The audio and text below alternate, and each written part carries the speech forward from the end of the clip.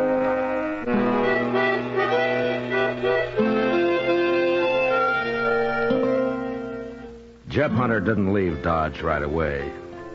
Kitty told me that he ran into Miss Phillips on the street the next day, and they had another conversation. Later, I heard he took her and the girl fishing. I figured he was good company for him, and no harm could come of it.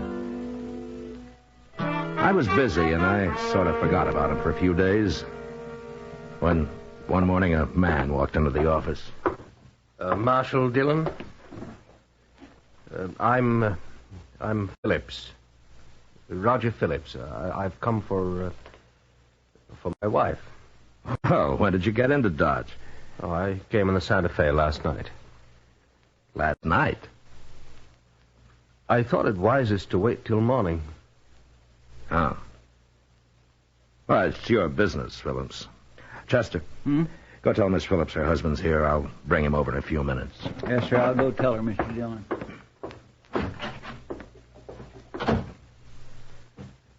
Well, this is my first trip west in many years.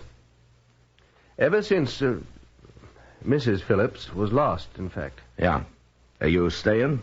Staying? Oh, no. No, we'll go straight back to Boston. I much prefer it there. I see. Well, Miss Phillips is fine, although I have an idea you'll see some changes in her. I expect that.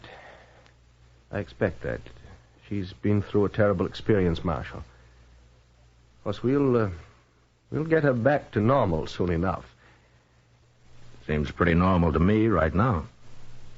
Really? That's hard to imagine after 10 years among the savages. I only hope she hasn't, lost too much. She was a well-bred woman, Marshal, and She still is. She's just learned more. I told her, Mr. Dillon. All right, Chester. I'll show you where she's staying, Phillips. Come along.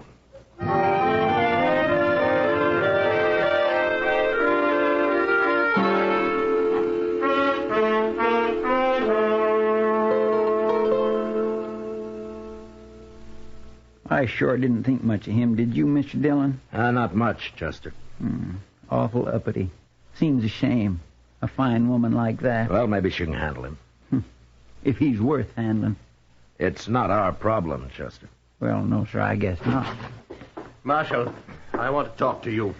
Good morning, Miss Phillips. Good morning, Marshal. Now, Marshal, you listen to me. Yeah? What is it? Well, I've just learned the full truth. I understand you've known about it all along. I hope you'll forgive me, Marshal. I told him you knew. There's nothing wrong with that, ma'am. The whole thing is wrong. A girl will go to a reservation where she belongs. This was arranged in Washington. No, Marshal. Roger. Never, never. Now, wait a minute, ma'am. Look, Phillips, the colonel at Fort Larned told me the arrangements, but he didn't know the facts, and neither did the people in Washington. Things are a little different now, don't you think? Well, you can hardly expect me to take that girl back to Boston. It's up to you, I guess. Well, then go over there and get her, Marshal.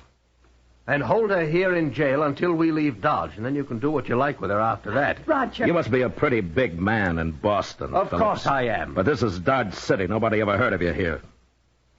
Now, why don't you calm down and decide what you're going to do? I know what I'm going to do. I won't leave her, Roger. I won't have her around, here or anywhere else. Then I'm sorry. What do you mean you're sorry? Go back to Boston. I'll stay here. Do you know what you're saying? Yes, I do. I'll divorce you. You'll never get a penny. I don't want your money. I wouldn't have it. Very well, then. Stay. No longer anything but a squaw anyway.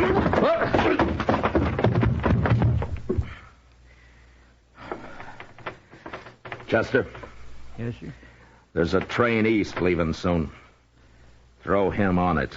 Oh, I'll do it gladly, Mr. Dillon. Miss Phillips, go to your place and wait there for me, huh? I won't be long. All right, Marshal.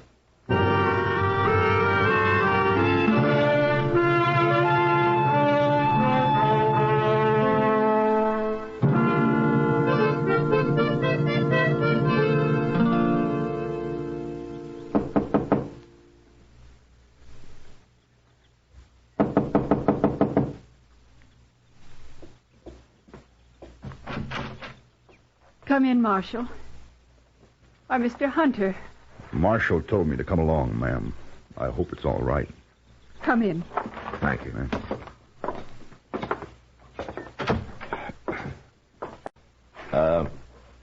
Miss Phillips, I told Hunter here that your husband arrived and that he's left. Yes. But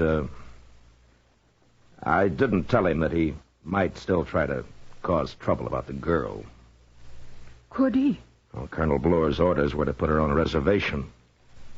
And it'd take a long time to change that through Washington. And Phillips knows it. What can I do, Marshal? Clear out? Where they can't find you? They'll all forget about it in time. That's a good idea, ma'am. If you don't mind my saying so. But how? I can't just ride back out onto the prairie with her. No. No, she can't. Can she? Hunter. Well, sure wouldn't be right.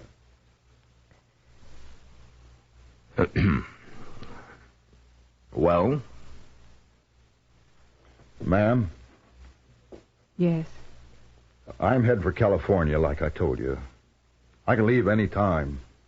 I got plenty of room for two more, like you and your pretty little girl. Do you really want us? I'll tell you. I've been waiting around Dodge so's I'd be sure that you were going to be all right. You understand? Yes. Yes, I understand.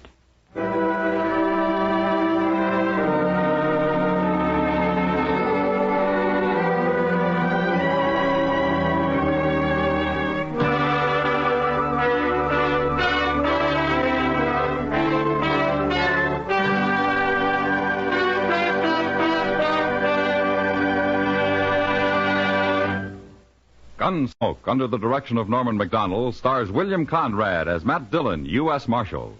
Tonight's story was especially written for Gunsmoke by John Meston, with music composed and conducted by Rex Corey. Featured in the cast were Helen Cleve, John Daner, Edgar Barrier, Lawrence Dobkin, and Leo Curley. Parley Bear is Chester, Howard McNear is Doc, and Georgia Ellis is Kitty. And now an announcement of interest to many of our listeners. The theme for Gunsmoke is an original melody by our musical director, Rex Corey. It is called Old Trail and is available at your local music store, both in sheet music form and as a commercial record. Beginning next week, Gunsmoke will be heard at a new time over most of these same CBS radio stations. Remember, Gunsmoke at a new time beginning next week, so check your local newspaper for the time. Be sure to join us again next week as Matt Dillon, U.S. Marshal, fights to bring law and order out of the wild violence of the West in Gun.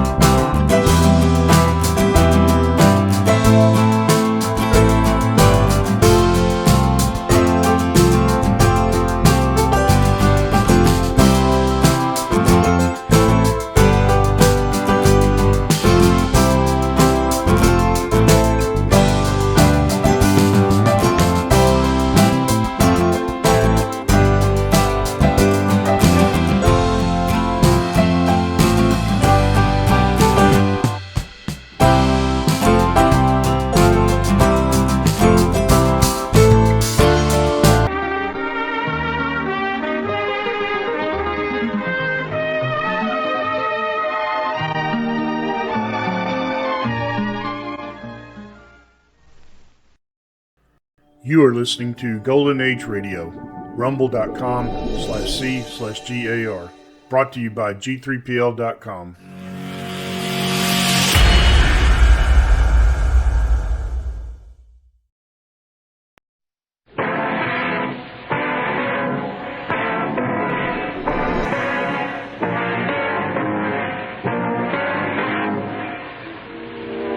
contract with me under false pretenses. Usually, when I get forced into a corner, I can shoot my way out.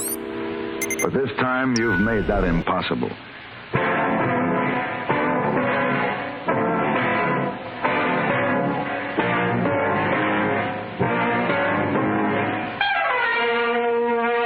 Have gun. Will travel. Starring Mr. John Daner as Paladin. San Francisco, 1875. The Carlton Hotel, headquarters of the man called Paladin.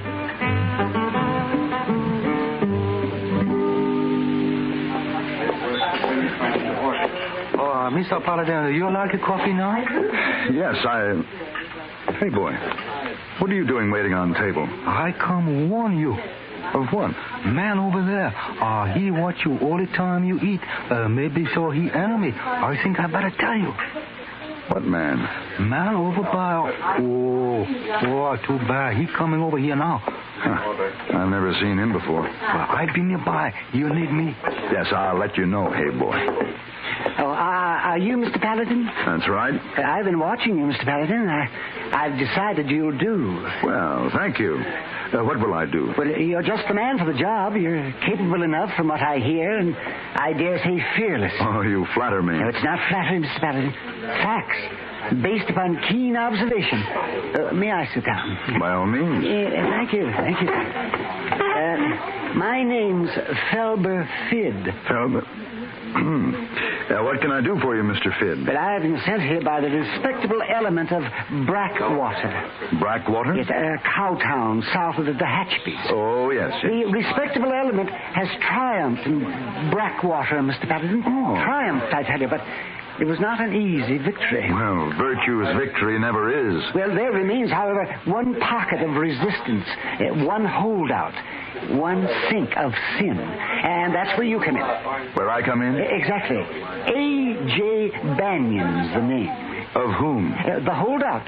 A.J. Banion, proprietor of the Paradise Saloon, which I tell you is indeed a cesspool of corruption. This A.J. Banion refuses to listen to the sweet voice of reason, so we are compelled to employ the force of your persuasion. At my usual fee, Mr. Fid? Of course. Well, that's a relief. And so often I found that the respectable element believes that virtue is its own reward. Well, not in this case. We were paid. Well, then you have just engaged a Pied Piper who guarantees to remove the rats of Brackwater. Wonderful. I thank you, Mr. Paladin. I thank you indeed. Oh, how the good folk of Brackwater will rejoice when they hear these splendid tidings. Constipation is something people don't talk much about, but it can be a problem for anyone, even doctors. And when constipation occurs, it's interesting to see just what doctors consider important about a laxative they might use or recommend. Now, a majority of the doctors we heard from had this to say. A laxative should be effective, gentle, as close to natural acting as possible, and a medicine that can be used with complete confidence. Well, pleasant-tasting chocolated X-Lax is effective. Overnight, it helps you toward your normal regularity. X-Lax is gentle. Next morning, it gives you the closest thing to natural action. And that's why many doctors and millions of people use X-Lax with complete confidence. X-Lax, the laxative that helps you toward your normal regularity gently, overnight. Is X-Lax in your medicine cabinet?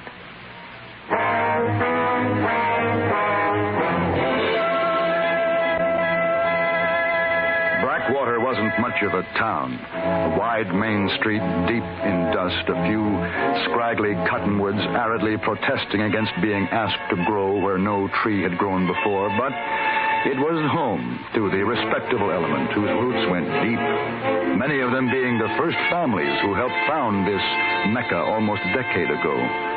The other element came and went, came thirsty and went slaked, hungover, and otherwise depleted, thanks to the hospitality of the Paradise Saloon. Did you hear that? This stranger's looking for Mr. Bannion. Well, tell him, Shorty, tell him. Oh, he's got the heart. I'm losing patience, gentlemen. Just a straight answer, please. Where can I find Mr. Bannion? Well, I'm trying to tell you, stranger. You see those 4 people leaning on the bar over there? Yeah? There's 4 10-gallon hats, right? Right. 4 gun belts, right? Right. Well, you look lower. Only 3 of them are wearing pants.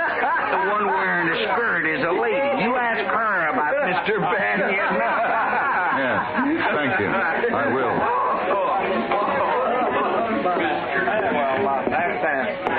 I beg your pardon. Yeah, what can I do for you, stranger? Well, they said that you could tell me where to find Mr. Bannion. Mr. Bannion? There ain't no Mr. Bannion. There never was. A.J. Bannion? A.J. Bannion. That's me, Alice Jane Bannion. Oh. Any comments, criticisms, or objections? Oh, no, none at all. Well, then what can I do for you? Nothing, ma'am. Nothing at all. I guess I got the wrong party. I'm sorry to have troubled you. No trouble at all. Drop in anytime you're thirsty. We got the best drinking whiskey in town. Matter of fact, it's the only drinking whiskey in town.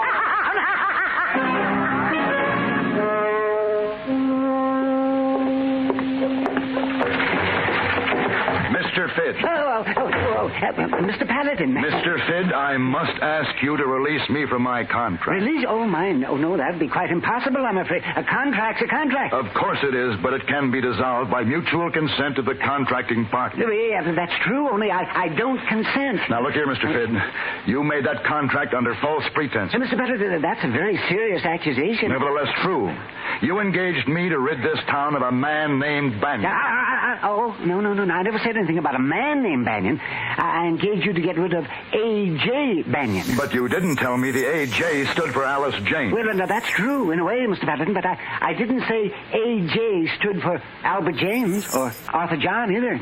Now, did I? No, but you led me to believe. No, I did not, Mr. Paladin. The subject just never came up. But I can't get rough with a woman. Well, you can with this one, and she'll get rough right back to you. Rougher. She is the roughest woman you'd ever want to meet. You don't suppose if she wasn't that we'd be wasting the town's good money hiring an expert like you? No, sir. We'd have thrown her out ourselves. We tried, but she wouldn't cooperate. Mr. Fidd, you place me in a most difficult position. But I reckon you've been in worse ones before. But I could shoot my way out of them. Well, you might have to shoot your way out of this one before you're through.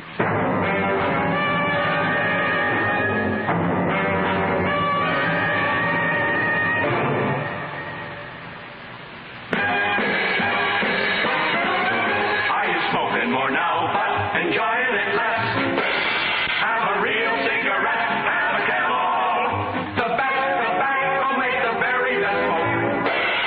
Have a real cigarette, have a Camel. Are you looking for flavor and mildness?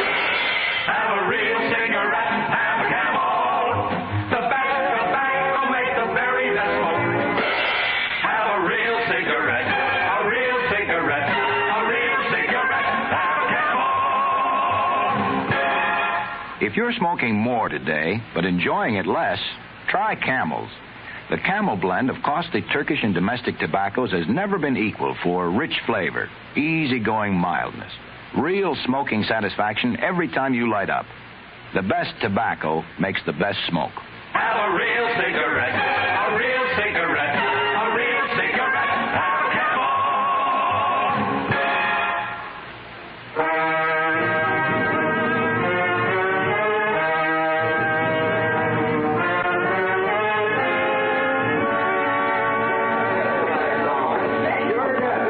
Well, good evening, stranger.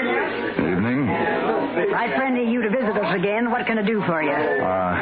Whiskey, You please. look like you're carrying the troubles of the world on your shoulders. I am. Then have a drink on me. Thank you, Miss Bannion. Miss! Nobody called me Miss. I'm A.J. to my friends and to my enemies, and folks are either one or the other. I'm sorry. A.J., I'd like to be your friend. No reason why we can't. I'd like to talk to you. Go ahead, talk. Well, couldn't we go over to that table where it's more quiet? Sure. Why not? Yeah, Tex. Ain't it a fact that Ulysses S. Grant is United States ever had? I wouldn't know, Tex. I've been trying to tell this mule-headed shorty here. Well, now, who's mule? Now, simmer down, boys. You know the house rules. Well, obey them. You'll live longer. Well, all right. I'm mule-headed. You, sir? This table to your liking? Yes, fine. Well, then sit down. Thank you.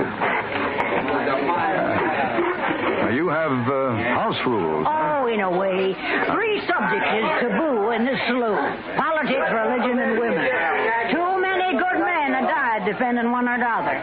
Yet where would the world be without them? Better off. But you're a woman. Well, I never felt much like one. That's a pity. Oh, I don't know. I'd rather be the way I am than be yoked up to one of these hairy-ear Ranahans. These aren't the only men in the world. Only one I ever seen.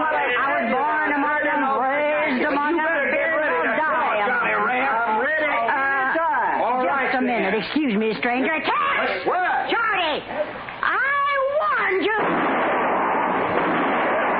You shot my head off. Mine, too. Next time I'll shoot your head off. I told you to simmer down. I don't mind if you kill each other, but do it outside. Won't have none of you giving this place a bad name. Now, where were we, stranger? We were talking about you. What were we saying?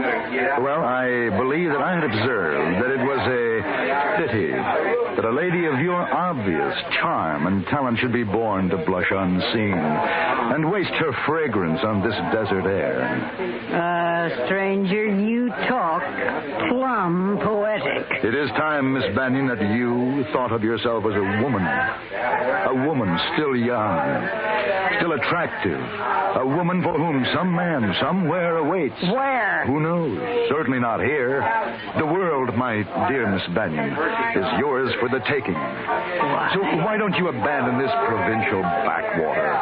Come into the wide, wonderful world of gallant men and lovely ladies of whom, believe me, Miss Banyan, you have no peer. You make that sound mighty tempting. Then you will leave Blackwater? Well, I might permit myself to be persuaded. Then by all means, permit me to persuade you. Look at these hairy-eared tin horns and ask yourself why you spend another day in this jerkwater town. Why, say you are right.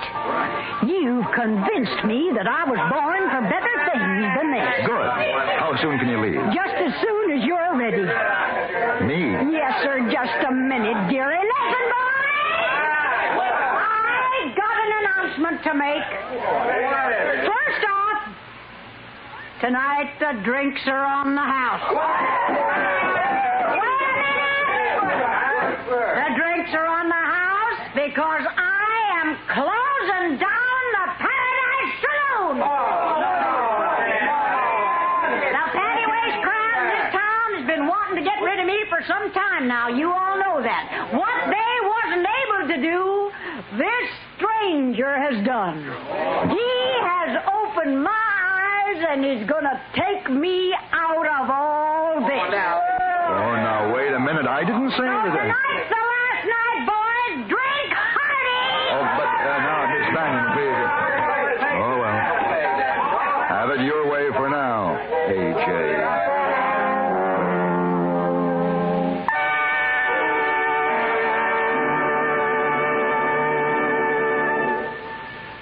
Dandruff bothers most men, most women too. So listen. Today you can get rid of embarrassing dandruff in just 3 minutes. Yes, with Fitch Dandruff Remover Shampoo. Unsightly dandruff's gone in 3 minutes. It's the quickest, easiest of all leading shampoos. That's not all. Using Fitch regularly is guaranteed to keep embarrassing dandruff away. Simply apply in the unique Fitch manner. Before you wet hair, rub in 1 minute. This way, Fitch shampoo penetrates right down to the scalp. Next, add water. Lather 1 minute to wash every trace of dandruff out of your hair. Then rinse 1 minute. All that loosened dandruff goes down the drain. In 3 minutes with Fitch, 1 rubbing, 1 lathering, 1 rinsing, dandruff's gone. And never forget, gentle Fitch can also leave your hair up to 35% brighter. To get rid of dandruff problems forever, brighten hair too, use Fitch regularly. Get Fitch Dandruff Remover Shampoo today, only 59 cents. Well,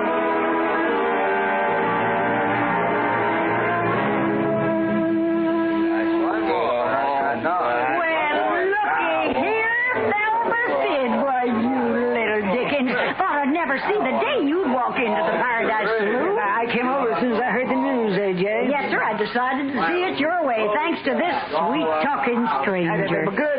But it just happens I have the papers right here with me. Do you want to sign them now? You making the same offer? They're the same offer. All righty. There you are. He's yours, Velbert. And I'll have the money for you the first thing in the morning, as soon as I open my safe. Oh, I trust you, honey. She'll make a fine meeting house. Well, you got this stranger here to thank for bringing me to my senses. I know that. Yes, sirree, he convinced me that I was wasting my time. My keen judgment assured me he was the right man to hire. Hire? What? What do you mean, hire? Have you got any idea who this stranger is?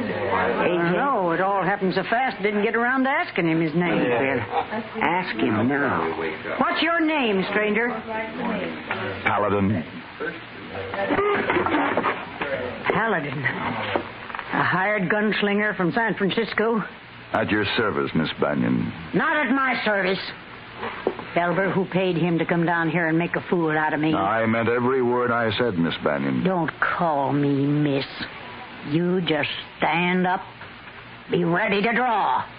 Nobody makes a fool out of A.J. Banyan. Stand up!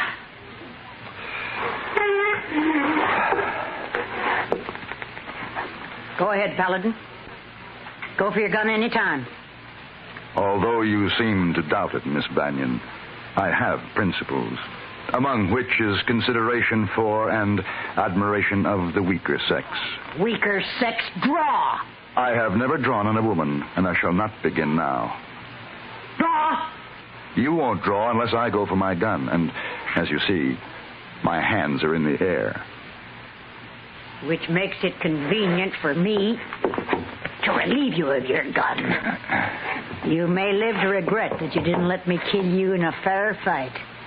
Because I'm going to make you prove all those sweet words you told me. Why, you're a-going to wine me and dine me, Mr. Paladin. You're a-going to romance me. You're going to show me the world. At gunpoint, if necessary. Trevor? Yes, A.J. You still deputy in this town? Yes, A.J. Want to do me a favor? Sure, A.J. Lock this critter up in the jailhouse until I come for him in the morning, will you? Sure, A.J. I'll be glad to. Come along, you.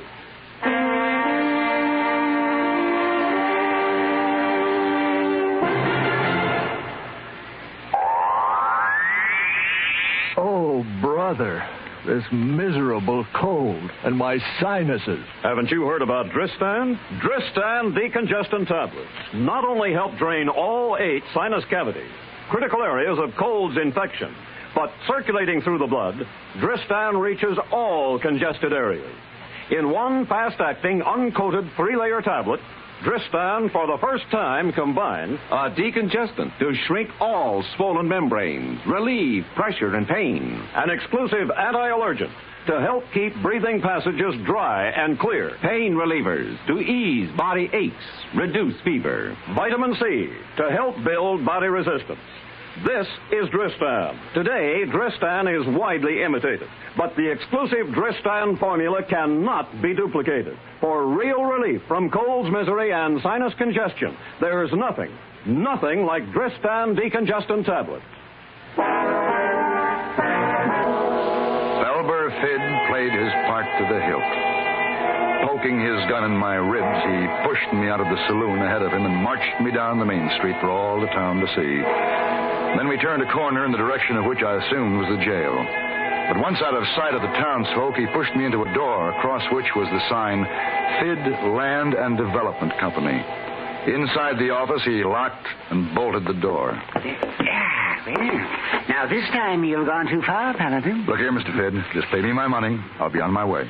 With A.J.? Not if I can help it. But she said... I can't help what she said. You wanted me to close her saloon, and I did. But I said nothing about taking her away from Blackwater. Oh, that's her idea. You've bewitched her. You've stolen her from me. From you? Yes, Paladin. And you may as well know. I've admired Miss Banyan from afar for a long, long time. I've always felt that she could be deterred from her evil ways.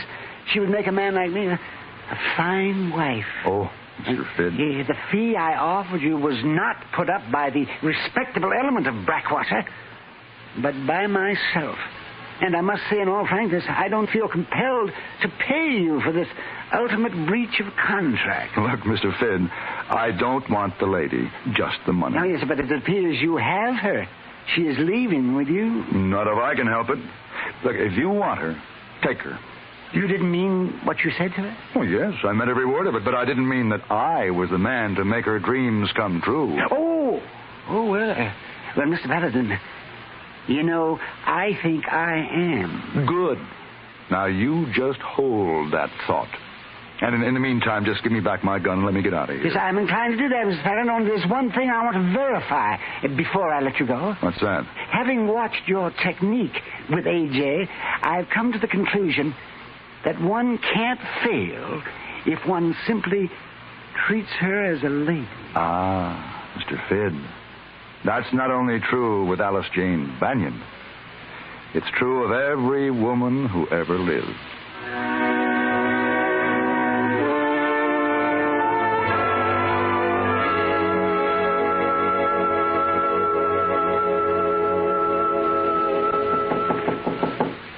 Come in. Good morning, Mr. Paladin. Good morning, Miss Wong. Good morning. I bring morning paper and mail. You got special fat letter from place called Blackwater. Oh, yes, I've been wondering when it would come. Lots of green money. Yeah. And I earned every penny of it, Miss Wong. Look, there's something else in the envelope. Oh, yeah. Oh, yeah. Let's see. Miss Alice Jane Banyan and Mr. Felber Fidd request your presence at their nuptials, Friday the 13th at 3 o'clock at the First Blackwater Church, formerly the Paradise Saloon. Oh, you gonna make you present at both yours? No, Miss Wong, no, I think not. I make it a policy never to get mixed up in marriages.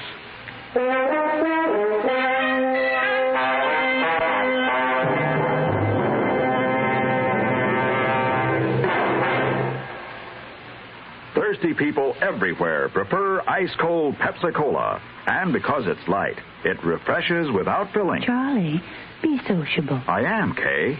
Pepsi is a favorite of thirsty people from Maine to Hawaii, from Alaska to Florida. Charlie. It's perfect for parties or picnics, so serve Pepsi to your guests. That's helpful, but... This is the sociable part. Keep plenty of Pepsi ice cold and ready. Remember, it goes fast because everybody likes Pepsi. Singing still sounds more inviting. May I? Be sociable. Look smart. Keep up to date with Pepsi. Drink light, refreshing Pepsi. Stay young and fair and air. Be sociable. Have a Pepsi. But singing doesn't say, pick up an extra carton of Pepsi today. Better yet, get a case. You do that.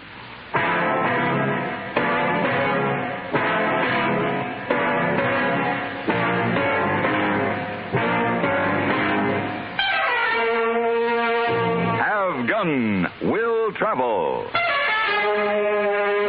Created by Herb Meadow and Sam Rolfe, is produced and directed in Hollywood by Frank Paris and stars John Daner as Paladin, with Ben Wright as Hey Boy and Virginia Gregg as Miss Wong. Tonight's story was specially written for Have Gun Will Travel by William N. Robeson. Featured in the cast were Howard McNear, Harry Bartell, Vic Perrin, and Jeanette Nolan. Our sincere congratulations and good wishes go to the staff and management of radio station WAAX in Gadsden, Alabama, which has joined the ever-growing list of CBS radio affiliates. Welcome again, WAAX. This is Hugh Douglas inviting you to join us again next week when CBS Radio presents Have Gun Will Travel.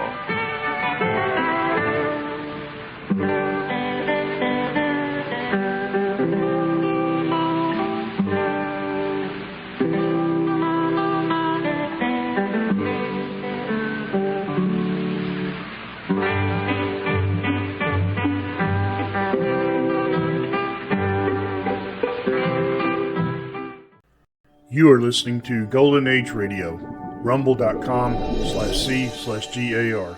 Brought to you by G3PL.com.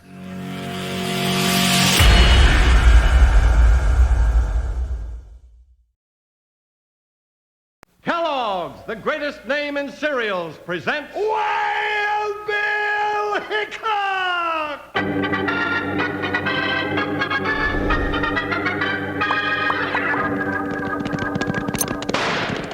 Hi, you folks, hold on to your hats and pass those Kellogg Sugar Corn Pops.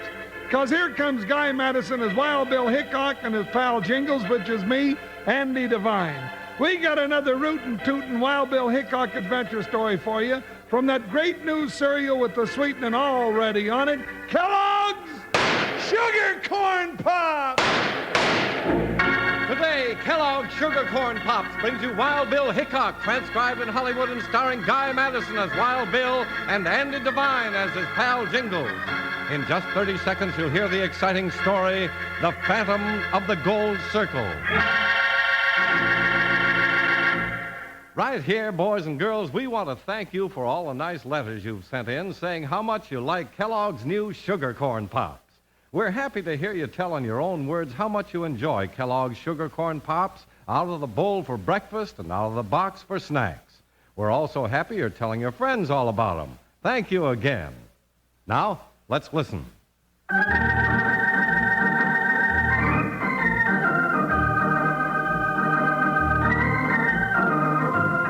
The bandits and highwaymen of the Old West who were brought to justice by United States Marshal Wild Bill Hickok and his deputy Jingles were of many kinds. Some were hard cases who specialized in robbing trains and stagecoaches. Some were slick gamblers in frock coats and expensive brocade vests.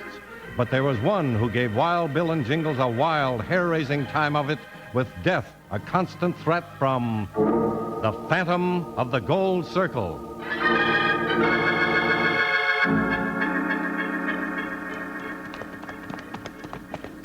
Bill, let's prod up these ponies a little, huh?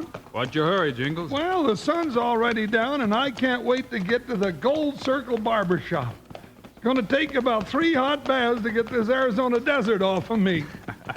Well, we'll be able to see the lights of the town when we top this next rise. Come on, Buckshot. Pick it up to a high lope. Go on, stay with him, Joker. You reckon Tim Frawley will be glad to see us, Bill? Sure he will, partner. Yeah, if he's still working that rich vein at his Gold Circle mine, he ought to be a millionaire by now. There's the mill whistle, Jingles. Guess he's still working the mine, all right. Yeah, it sounds like it. Well, here's the rise. Bill, that's funny. There ain't a light showing in the whole town of Gold Circle. You're right, partner. From here, I can't see a single wagon or a horse. And there ain't no smoke rising from even one chimney. Bill, the whole place looks downright dead. Let's stop here and look around, partner. Whoo, Buckshot, whoo, boy. Oh, Joker. Oh, now, Bill, what are you looking for, ghost? Come on, it's getting dark, and this is no place to be when you can't see nothing. Here's the hotel where we stayed. Come on. Yeah, but it's all falling apart. Oh, come on, Bill, don't go in there. Now, get hold of yourself, Jingles. You're not afraid of a little dark, are you? No, I'm not. It's just what's apt to be hiding in the dark what raises my goose pimples. Wonder what's upstairs. Who cares what's upstairs? I want to go, Bill. No, don't leave me. Then come on. Don't lean on that banister too hard. It looks kind of rotten. Yeah. Bill, there ain't nothing up there that we want. Oh. Bill, a ghost. Jingles, what's that railing? Oh. Hey, partner. Partner, you hurt? Oh, Bill, I'm done for.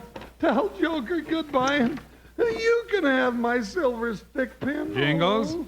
Get up. You're not hurt. I'm not? But, Bill, that big white ghost, I thought he'd come from his shore. It was nothing but a white screech owl that was nesting upstairs. Now, come on. You weren't scared, were you? Who, me? Scared? Oh, a little old screech owl? No, of course not. Foot slipped. Then let's look around the ballroom. Used to be just back at this big fireplace. Yeah, the ballroom. You know, I remember when we was here last.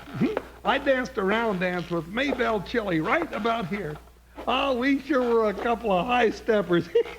I was just... Bill, there they are!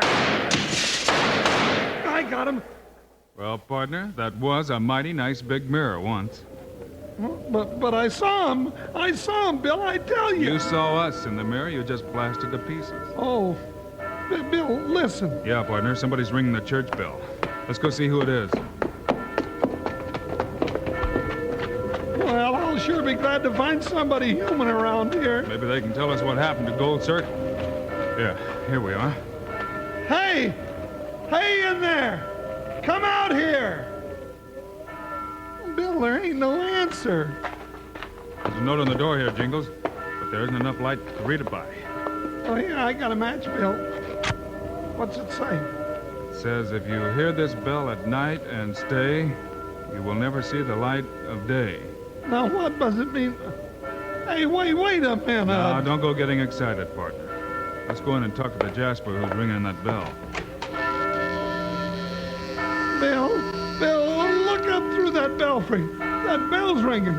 But there ain't nobody down here pulling the bell rope. I'm getting out of here!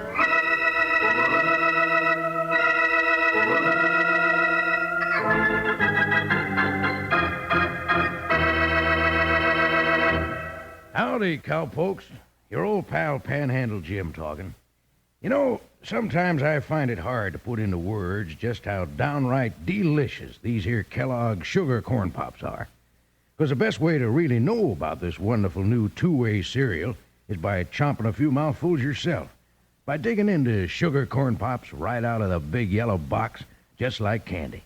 Like I'm eating them now. Yes, sir, they're a real tasty snack with a sweetening already on them. Or by enjoying Kellogg sugar corn pops in the bowl with milk for breakfast. Yes, sirree, by jingo, either way, both ways, these sweeter new Kellogg sugar corn pops just can't be beat for flavor. So if you aren't already settled back enjoying Kellogg sugar corn pops right now, better hit for the store tomorrow and get a load of them. Now, just listen to this sweet music about them. Yippee! Sugar pops. They're sugar-coated, taste so sweet. Just pour on some milk. Boy, they're neat. Kellogg Sugar Corn Pops. Sugar Pops are tops. Now Sugar Pops, you know, are sweet. But cowboys know there's an extra treat. Right out of the box, take a handful out. Pop 'em into your mouth as you run about. Kellogg Sugar Corn Pops. Sugar Pops are tops.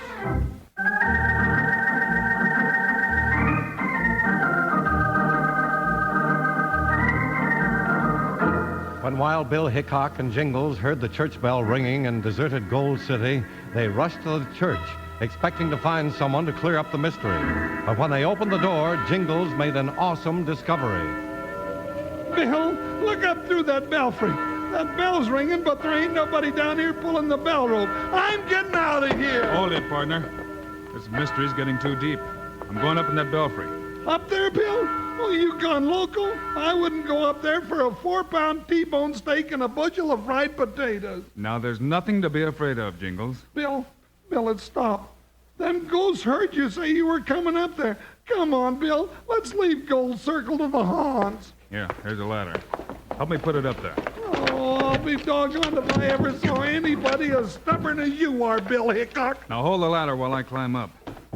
Bill, it's not right leaving me all alone down here. Now go away, ghosties. Shoo. No, you wouldn't want me anyway. No, I'm no good. Now stay away from me now. Bill, they're after me. Help! A million of them. Bill! Jingles. Now, Jingles, settle down. It's only bats. They're not going to hurt you. Oh, bats, huh? I guess it was. Yeah. I never thought of you having bats up there in the belfry. You coming down now, aren't you, Bill? Huh? In a minute, partner. A minute, nothing. If you ain't coming down, I'm coming out. No, partner, I'm about ready to come down. Did you find anything up there, Bill? Yeah, partner. I reckon there's more to this mystery than we figured on. Oh, there is? Yep. Now, come on. I want to ride into Great Forks and see the sheriff. I'd like to ask him a few questions. Well, that's the first time a 20-mile ride without any supper ever sounded good to me. Let's go.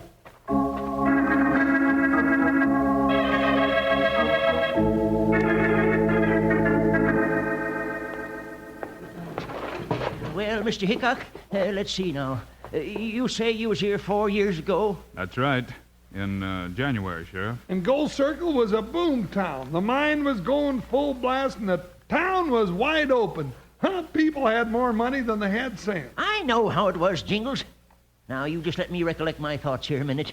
January, you say? Yes, January. Now, what happened? Give him time, Jingles. Yes, give me time. Let's see. It was February the 13th, it was, that the big catastrophe took place. But before that, there'd been mysterious accidents at the Gold Circle. Accidents? Yep. Like a man falling off a ladder, or a cave-in that'd catch somebody down in the drift. Miners took to thinking the Gold Circle was jinxed. Well, I sure got jinxed out there this evening. Will you hush your chatter, Jingles? It rattles me something awful. Oh, well, go on, you old featherhead. Then on February the 13th, the big cave-in happened. 10 men got caught and buried alive in it. And before anybody could even start digging, the shaft house in the mill caught fire. It was like the end of the world had come. And then, right in the middle of the fire, all the machinery started running, and the whistles started blowing all by itself. By itself? Bill, like the church bell, didn't it? Go on, Sheriff. It was enough to drive you crazy. Fact is, it did drive the mine superintendent loco. Old Ben Tremler went as loony as a jaybird in a tailspin. You've seen jays do that. Mm-hmm. Well, that's the way old Ben was. He's the only one that'll get near the old Gold Circle now. He stayed around. You didn't see him, did you? Well, he didn't see nobody. What about Tim Frawley? Tim? He was the owner of the Gold Circle, you know. Yes, he was a friend of mine. Broke him up something terrible. When the whole town cleared out, he couldn't get nobody to work his mine. So he left it, moved here. He lives here in town now, huh? Yep. Yeah, come here. Now, look out that window. See that gray house with a juniper tree in front? Yeah, I see it.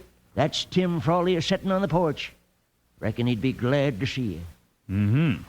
Say, you wouldn't like to go back out to the Gold Circle with us, would you, Sheriff? Me? What for? Thought I'd go back out and look around some more in the daylight. Well, go ahead. But for me, no.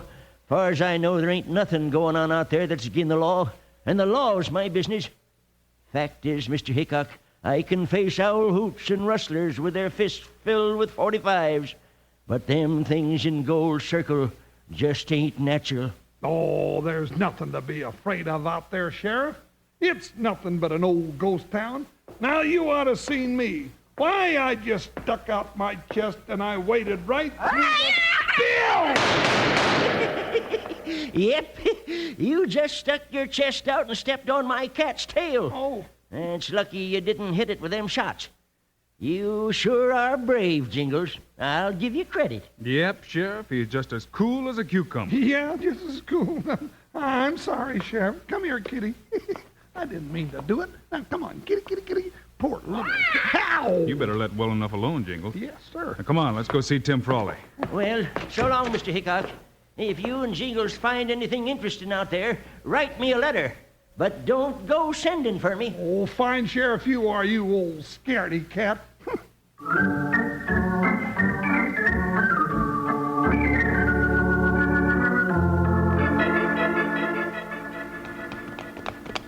Mighty glad you decided to come back to Gold Circle with us, Tim. Yeah, Mr. Frawley. It's nice to have company, especially in a place like Gold Circle. Hell, gents, I don't mind saying I don't like to come out here. Brings back all the memories of the day everybody ran away. Was the mine worked out, Tim? Worked out? Not by a long shot. We were cutting through a vein of $1,000 ore when the cave-in happened. Bill, there goes that whistle again. Can you explain that, Tim? We heard it twice last night while we were out here. No, Bill. First time I've heard it. But some folks still believe the place is populated by devils. Where are we going first, Bill? Just a minute, Jingles. Whoo, Buckshot, whoo. Whoa, Joker, whoo.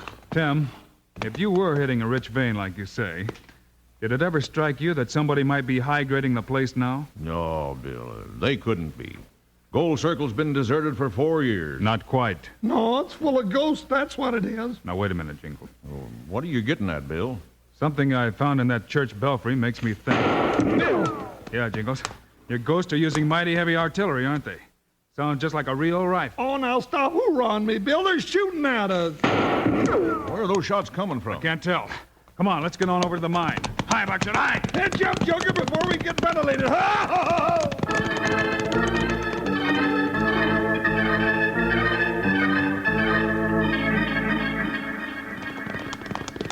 Whoa, Buckshot, whoa. Ho, Joker. Woo-wee. This mine is sure a burned-out mess, Mr. Frawley. Yeah, Jingles. It's just like we left it. Well, come on. Let's have a look down inside the mine.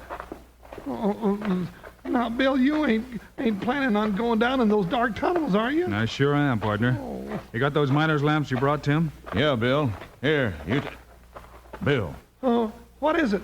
I said, what is it? What do you see, Tim? That ladder, Bill. Oh. Leading down in the shaft.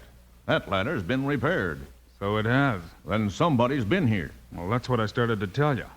I found a powerful telescope in the belfry of the church. Somebody's been keeping a close watch on people who get too close to Gold Circle. And you figure there's a reason for it? I figure your gold is a reason for it, Tim. Then come on. Let's get down that ladder.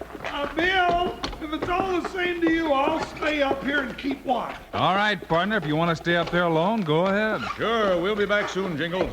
Alone?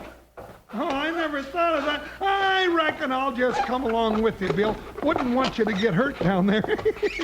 Just a little below you now, Bill. There's the floor.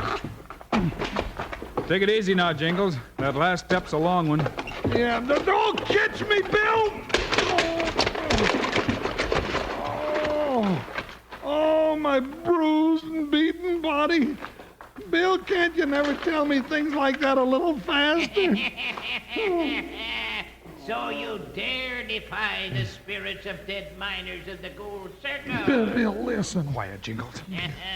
You should have heeded the warning of the whistle. Bill, the ladder. It's being pulled up. Grab it. Doggone it, too late. Out of reach. We're trapped down here like gophers in a well. Now for you, like it did for all the others. The bell will toll again tonight.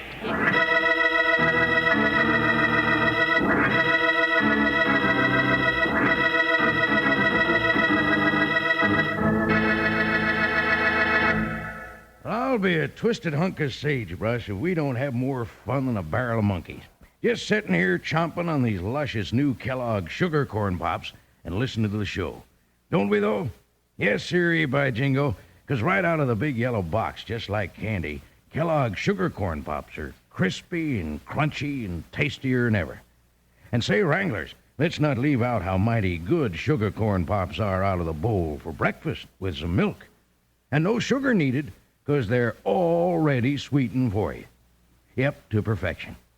Now, tomorrow, sure, you'll want to ride out to the store and get a load of these big yellow boxes with the swell pictures of Guy Madison and Andy Devine on the front, and Wild Bill Hickok's famous gun cutouts on the back, 'cause they're just loaded with delicious Kellogg's sugar corn pops. Yippee! Sugar pops. They're sugar-coated, taste so sweet. Just pour on some milk. Boy, they're neat. Kellogg's sugar corn pops. Sugar pops are tops.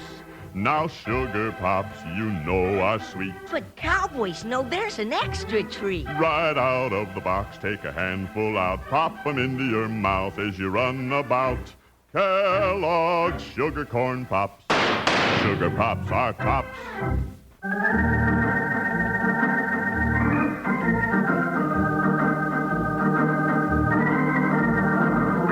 Just as Wild Bill Hickok, Jingles, and Tim Frawley reached the bottom of the shaft, they heard an insane laugh, and Tim saw the ladder being pulled up behind them.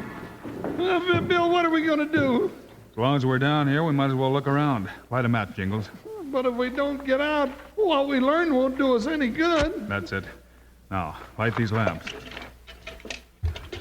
You take one, Jingles. Tim and I'll take the other one, and... Well, there you are, Tim. What? Right over there. What do those sacks look like to you? High-grade ore as sure as you're a marshal. Well, what does that mean, Bill? That, and the telescope, and the ladder, and that crazy laugh means there aren't any ghosts to run the Gold Circle, partner. Somebody's high-grading my mine, all right. But who could it be? I reckon we'll find out before long. Come on. Bill, what's that noise? Those are Tommyknockers, Jingles. What? Tommyknockers. Oh. Little men with green noses and red beards that live in the mine. When there's about to be a cave-in, they start knocking to warn the miners. A cave-in? Bill, there was 10 men lost that last day the mine worked. We'd better get out of here. Now, take it easy, Jingles. Bill, he's right.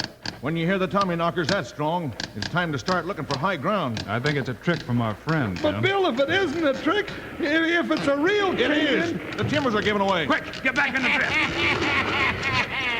The bell will toll again tonight.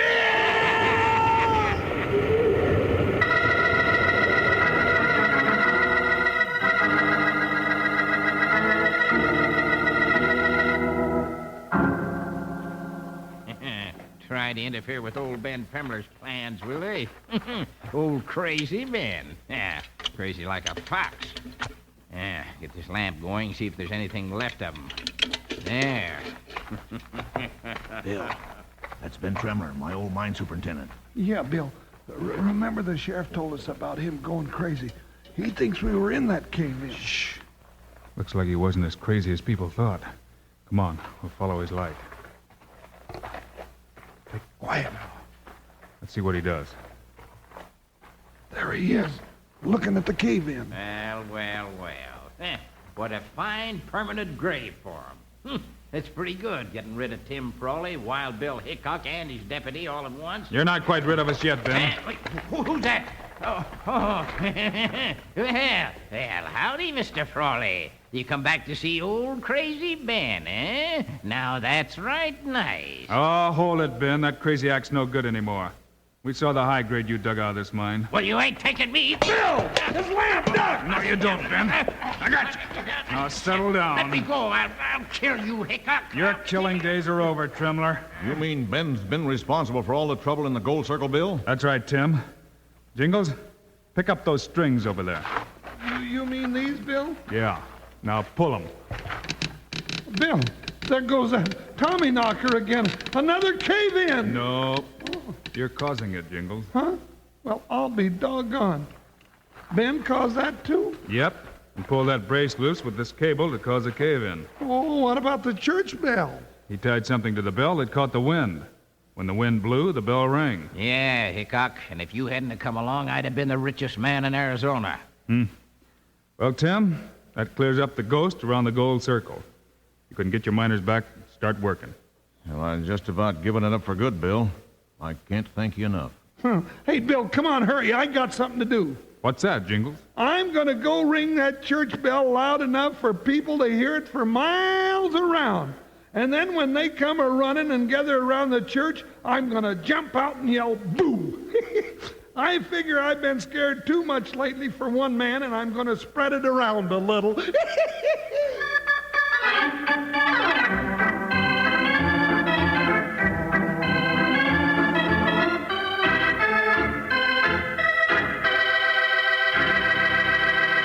And now, here are the stars of Wild Bill Hickok, Guy Madison, and Andy Devine.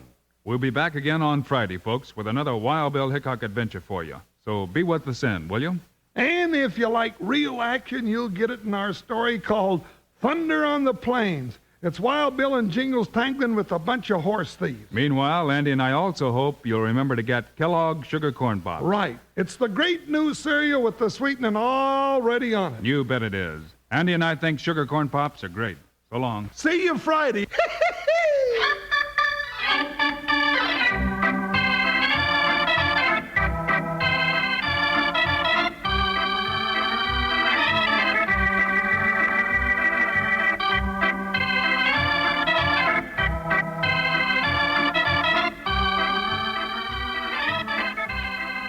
Yes, sir, Kellogg's, the greatest name in cereals, has brought you another exciting story of Wild Bill Hickok, starring Guy Madison and Andy Devine in person.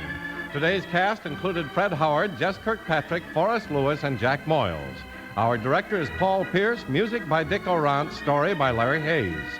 This is a David Heyer production, transcribed in Hollywood.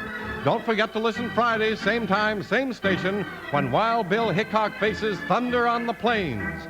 Now, this is Charlie Lyon speaking for Kellogg's Sugar Corn Pops, the cereal with a sweetening already on it. Kellogg's Rice Krispies, the world's only talking cereal. And Kellogg's Corn Flakes, America's favorite ready-to-eat cereal.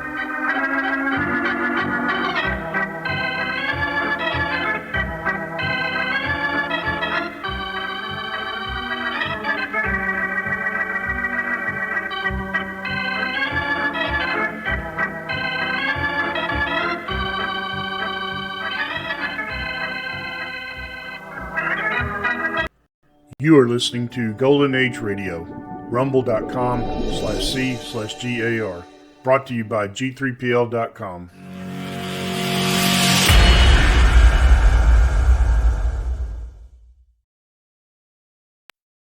Wheaties presents Joel McCrea in Tales of the Texas Rangers. On stage tonight, transcribed from Hollywood, another in the Wheaties big parade of exciting half-hour presentations.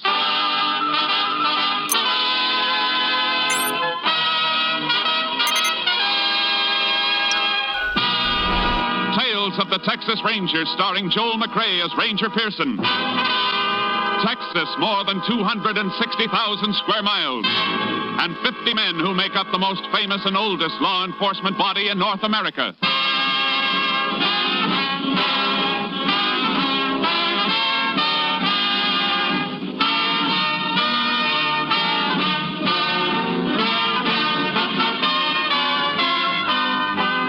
From the files of the Texas Rangers come these stories based on fact. Only names, dates, and places are fictitious for obvious reasons. The events themselves are a matter of record.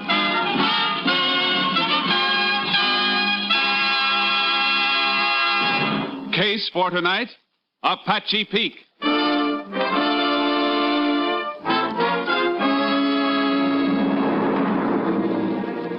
Shortly after midnight on October 4 last, a late model blue sedan came to a stop at a traffic light on the highway leading southwest out of Wichita Falls, Texas.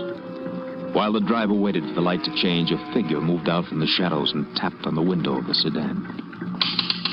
Going toward Haskell, mister? I didn't hear you with the window up. Said you're going near Haskell. I don't know. Where is it? I'm headed for El Paso. That's my direction. How about a ride? All right. Hop in. Thanks. Mighty hard getting a ride. There's your light. Uh-huh. How far is Haskell? About 80 miles. But I'm going past there up near Apache Peak. Ain't far from El Paso. Oh, good. Keep me from falling asleep at the wheel. I gotta be in El Paso in the morning. Business appointment. You from the east? New York. I guess the accent sticks out, huh? Reckon so. What kind of business you in? Salesman. Airplane parts. You get tired, I can drive a spell. Hey, that's a thought. As soon as I start to feel sleepy. Sure. Give you a chance to rest up. Good.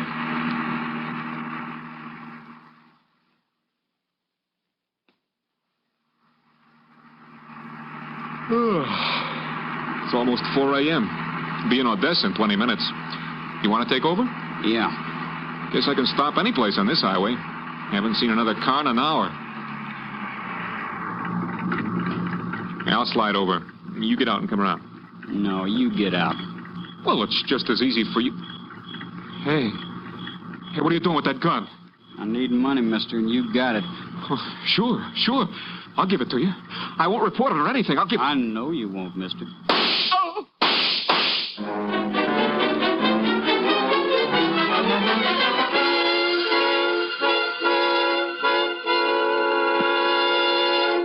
Tales of the Texas Rangers will continue in just a moment. Tonight, as special guest, Wheaties champion Robert Feller. Well, by golly, it's always fun to meet a Wheaties champion, especially when he's as nice a guy as Bob Feller of the Cleveland Indians. Hello, Bob. Hi, Ed. Are you seeing many baseball games these days? Oh, you bet, Robert. You eating many Wheaties these days? What a question. Well, I've been eating Wheaties for breakfast almost every morning for pretty close to 20 years. And still going strong, huh? Wheaties are mighty tough to get tired of. I guess Wheaties and milk and fruit will still be my favorite breakfast when I'm too old to climb out of the dugout. Well, that won't be happening for a lot of years yet. Thanks for stopping in, Bob Feller, a real Wheaties champ. You know, gentlemen of the audience, this man Feller has a wife and youngsters even as you and I.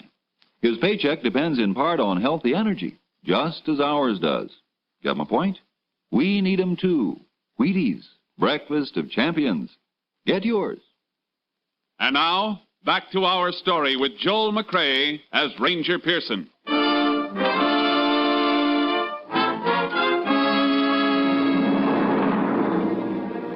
The body was discovered at 8:15 on the morning of October 4, when a fence rider from a ranch bordering the highway found it in the brush at the side of the road. He reported the discovery to the nearest sheriff, and the sheriff relayed the report to the Texas Rangers. Ranger Jace Pearson was assigned to the case. There's the body, Jace, under that sheet. Where was he found, Sheriff? Oh, about 11 miles east. Must have been dumped out of a car. Shot 3 times, 1 through the neck and 2 through the chest. 38 caliber? Yeah. Coroner got 2 of the slugs. Any identification on him? Wasn't a thing, Jace. Whoever done it even stole the clothes off him, except in his shirt and shorts and necktie, and a pack of cigarettes from his shirt pocket. It's all there on the table. Laundry mark on the shirt, that might help. Coroner say how long he's been dead? Oh, since 4 or 5 o'clock this morning. These cigarettes, were they on him? Yeah. Why? They help any? Maybe a whole lot. Look at this. New York State tax stamp. Can you make something out of that? Only that 1 pack of cigarettes wouldn't have lasted him from New York to Texas. Probably bought a carton or 2 to start out on the trip. So his home might be in New York. I reckon an awful lot of folks buy a carton of smokes in New York, Jace. Yeah, but it's a place to start checking that laundry mark on the shirt. It'll be a help if we know who this man is. I'll send these things into the lab, and they can send a wire photo of the mark to New York. The coroner has some pictures of the body. We'll put them on the wire, too. You got a deputy to get the stuff to my headquarters? Sure thing. I'll call him. Good. And we can get out and check the scene.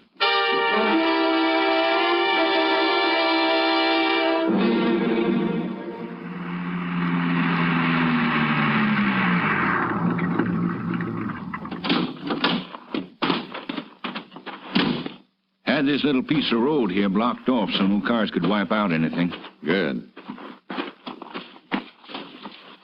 Yeah, body was found right in here. Yeah. Dragged in from the road. Back of the heel scraped along there. Clothing caught on the mesquite here. And what you picking off there? Little fibers of cloth snagged on here. Lab men get through with these and may be able to tell us what kind of duds they came from. Let's take a look at the road. Fresh set of tire tracks here on the shoulder, Jace. Yeah, I noticed them. Impression's deeper here. That's where they stopped. Look at the marks around it. Body was dragged out of the driver's side. That makes a difference? Means the dead man must have been driving. So, there's a good chance it was his own car. I reckon that adds up. But how about the other fella? Could be the same old story, Sheriff. A hitchhiker. Man'd have to be a fool to take a hitchhiker through this country at night. Yeah, a fool. The trouble with fools is most of them are nice people. And they don't rate being killed. I'm going to play a hunch. Make some work for the highway patrol. Captain Stimson's out on investigation. I may be able to reach him in his car. Unit 10 to Unit 3. Unit 10 to Unit 3. Unit 3 to Unit 10. Go ahead. Unit 10 requests all points bulletin alerting highway patrol and ranger units to stop and check all cars carrying New York State plates. The exhibits you sent over have arrived, Unit 10. You're not just going on that cigarette tax stamp, are you? No, Captain. Murder scene check indicates victim was driving car he was dumped from. Might have been his own. Worth trying, I guess. How soon can we expect report from New York police on laundry mark? That'll take time, Unit 10. We'll keep you informed. Lab reports on exhibits in a few hours. We'll keep Unit 3 informed if I move from this location. Unit 10, 10-4.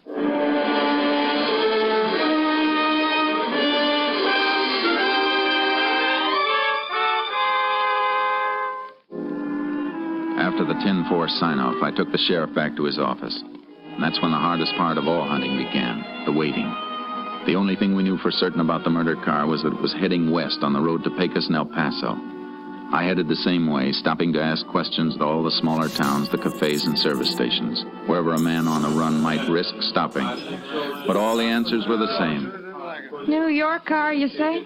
No, I don't think so. I only saw one out of state all day from Oklahoma. Well, thanks anyhow, ma'am. Sit down, have some coffee and pie, Ranger. Oh, no, thanks. I gotta find a fellow.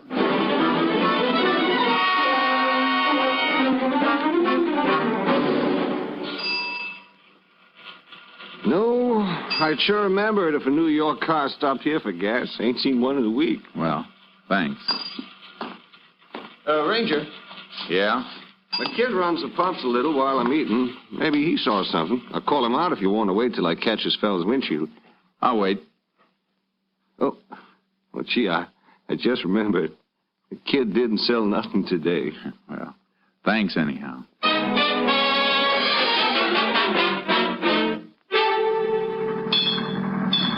We've been working on the road all day, senor, but we don't notice nobody. Yeah, I guess not. They detour past you 50 yards away.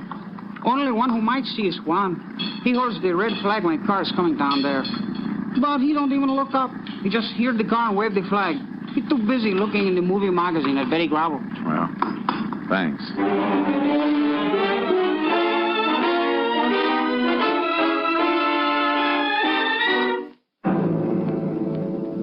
By nightfall, I was just outside of Pecos. I pulled into a grove near an auto court, a place I'd stopped before. Let my horse Charcoal get down from the trailer. Barely got him unloaded when another Ranger car pulled in.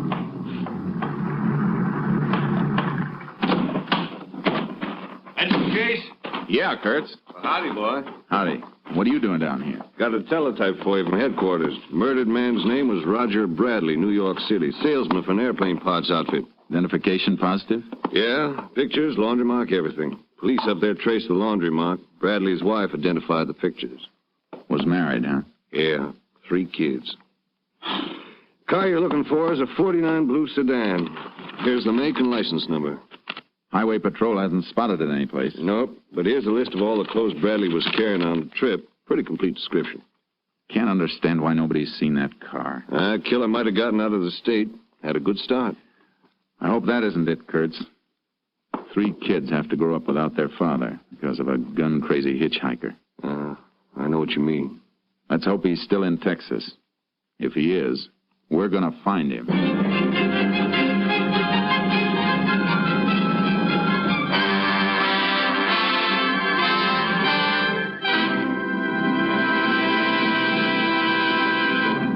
In just a moment, we continue with Tales of the Texas Rangers, starring Joel McCrea as Ranger Jace Pearson.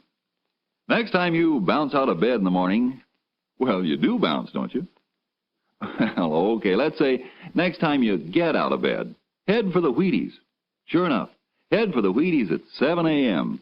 and see how they help at 11 a.m. Yes, they can make a difference at 11, and they can make a difference at the breakfast table. It's likely to be a pleasanter place with a bowl full of crisp little old Wheaties next to your spoon and napkin. The reason is, of course, the wholehearted whole wheat taste of Wheaties. You're getting all that sweet-as-a-nut whole wheat flavor in every Wheaties flake. Pour on the milk, put on the fruit, and dig right in to one of the finest openings any morning ever had. And then, see how much finer the morning itself goes when you've started with Breakfast of Champions. That full whole wheat really gives with vitality, you know. There's a whole kernel of wheat in every flake of Wheaties.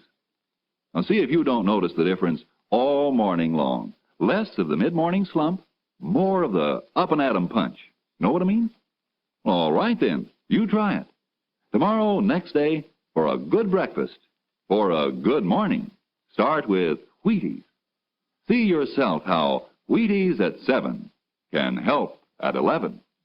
And now, back to Joel McCrea as Ranger Jace Pearson in Tales of the Texas Rangers.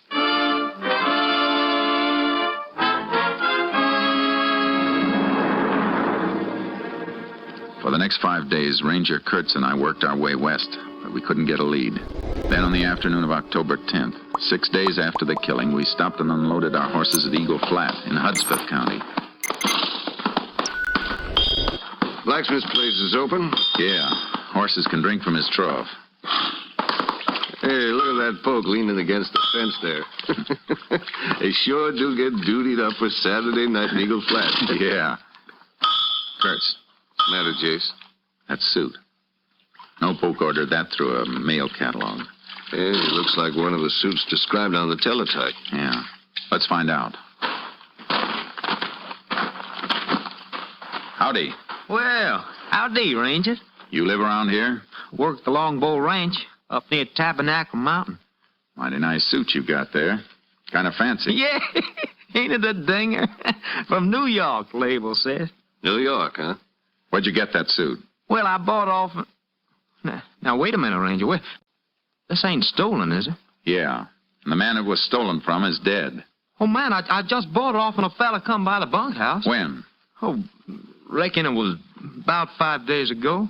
He drove up with a bunch of stuff. Drove up? What kind of car? New sedan, blue. Notice the license plates on the car? No. What do you think, Kurtz? He's seen our man or he is our man. Were you on the ranch October 4th? Well, this is the first time I've been off in it in 2 weeks. I bought the suit, I'm telling you. Did you buy anything else? Yeah, this. Watch your hands. Well, I'm just going to show you a wallet the fella threw in with the suit. All right, get it out. Hey, yo.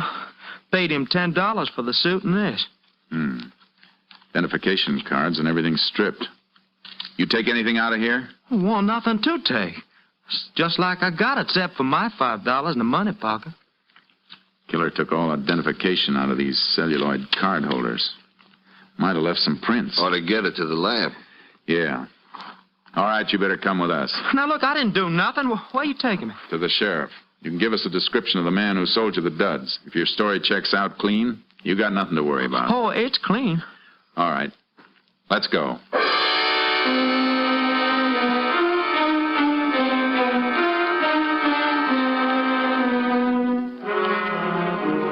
We checked the Polk's story at the Longbow Ranch. He was telling the truth, all right.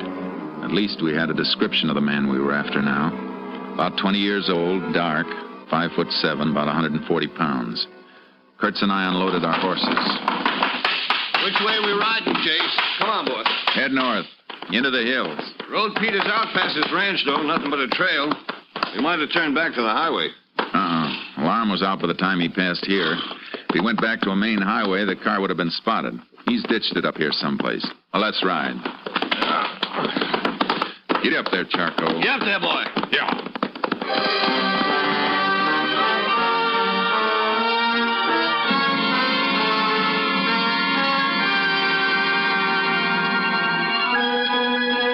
We rode north from the Longbow Ranch, cutting into the mesquite and cedar that flanked the road. It got thinner and more difficult. And just when I thought we might have come too far, we spotted the car. Reckon that's it? Let's see.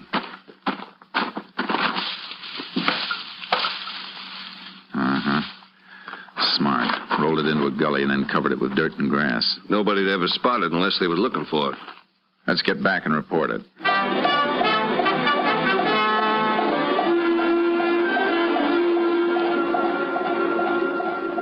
Unit 10 to KTXP. Unit 10 to KTXP. KTXP to Unit 10. Go ahead, Unit 10. Unit 10 located blue sedan registered to Roger Bradley, New York City. All right, Unit 10. KTXP just got report of fingerprints on celluloid card holders of wallets sent in. One set definitely those of murder victim Roger Bradley. Another set identified as being those of Lenny Tripper. Please repeat, Lenny Tripper. Lenny Tripper. Any line on him? Wanted by Army for desertion 3 months ago. Description checks. Last known address, live with father and mother in cabin near Apache Peak. Car was found north of Longbow Ranch. Apache Peak's about 10 miles further in. We'll investigate. Unit 10, 10-4.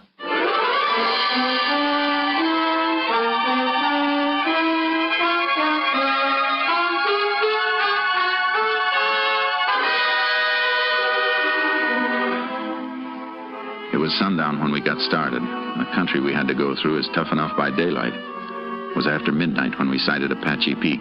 There was still a light on in the cabin nested down in the foothills. Whoa, boy. Easy. Keep kind of late hours up here, don't they? Too late. Better tie the horses to that mesquite. We'll slip up and look in. Yeah. Come on, boy. Chase. Something moving over there. See it? Looks like a couple of burros. Let's take a look at them. You boys up past your bedtime, ain't you? Feel them. Both in a sweat, all caked up. Been packing, too. hair's matted down where they've been cinched. Funny time to be working burrs. Yeah. Come on. Let's see the house.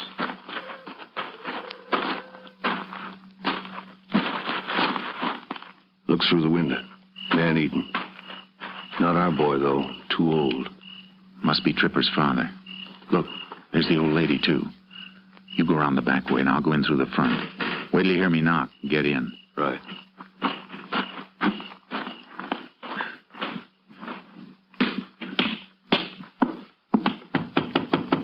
Open up. Who's there? Texas Ranger. What do you want? Lenny Tripper. He ain't here. Mind if I come in and make sure? Let him in. Come on. Oh, what? Just another ranger at the back, Mrs. Tripper. You want to let him in, too? Go ahead. Don't mind if I finish eating, do you? No, go right ahead. This your regular mealtime? I eat when I want to. Nothing out back, Chase. Where's your boy, Mr. Tripper? You're the ranger. You find him. We ain't seen him in a year since he joined the army. You haven't seen him in the last 3 months, either. Since he deserted from the army. You heard what she said. Get me a smoke more. If you want to help your boy, you better help us. All right. I'll help him. He's in Mexico. Been there more than a month. Mexico, huh? Thanks. Mind if I have one of those cigarettes, Mr. Tripper? Yeah, I mind. Reckon you can buy your own? Oh, I just got a hankering for one of those. Can't always get a cigarette like that. What do you mean, Ranger? A New York tax stamp on the pack, Tripper. Those cigarettes were stolen from a murdered man 6 days ago. Murdered man? Shut up! What were you doing with those burros outside? They've been packing. I was bringing some stuff down. Been prospecting up the peak. Abandoned silver mines up there, Jace. Is your son hiding out in one of those mines, Tripper? Were you packing supplies to him? I told you what I was doing. That boy's wanted for murder, and if you're smart, you'll take us to him and tell him to surrender. Do what they say, Pa. Do what they say. Shut up! Leave her alone. I didn't know about the murder. He just said the army was after him. Come on, Kurtz. We better go up after him. Oh, don't hurt him. Go ahead, Ranger. Don't hurt him. Go after him. He'll kill you, that's what he'll do. He'll kill you.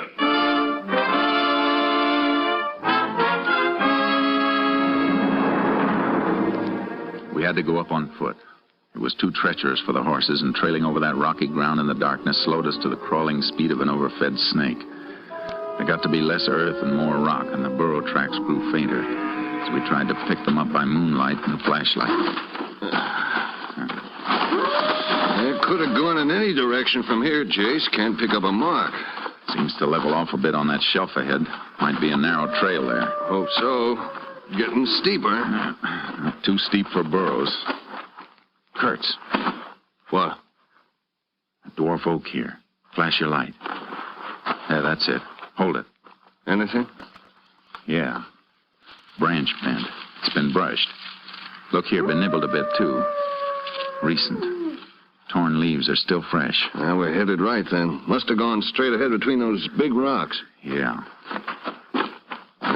This is it, all right. Look at the side of the rock. Flecks of mica peeled off. Little fiber stuff. Burra pack ropes must have scraped it. Let's keep going.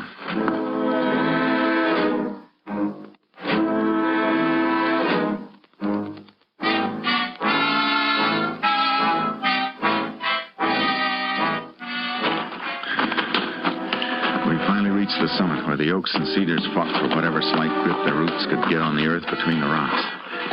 Dawn found us on a high shelf facing a rise that led to the open mouth of an abandoned silver mine. Trail leads straight enough now. Yeah. He's there, Jace. Yeah, but 20 feet back in. He could pick us off and we'd never even get to see him. Stay down and keep the hole covered. What are you going to do? Just call him out. Tripper! Lenny Tripper! You ain't going to answer, Chase. You can't get out, Tripper! Stay down, Chase.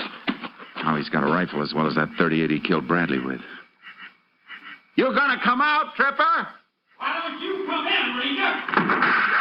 If we'd only packed a stick of dynamite, he'd come out soon enough or be buried in there. Maybe the idea of dynamite would be enough. Go over down the shelf and let him see you just once on the way. Not long enough to draw a bead. Maybe we can bluff him. Why don't you go down and let me... It's my idea. I'll stay. Go ahead. Be careful, Jace. You missed him, Tripper. You're not going to get another shot. He went down to our burrows to get some dynamite. We're going to seal you in there, Tripper. You better come out. How do I know you ain't going to kill me on sight? I won't if you do what I tell you. Leave your rifle in there and come out with your hands clasped behind your head. Put your rifle up on a rock where I can see it, and it's a deal. All right, Tripper. Now come out.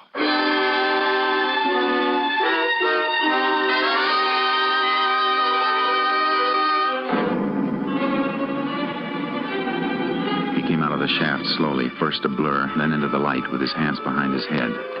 I got up and he walked toward me. He wasn't wearing a gun belt, but there was something in the way he moved that made me keep my hands close to my holsters. Then he made a quick sidestep and his hands came from behind his head and I caught the glint of a .38.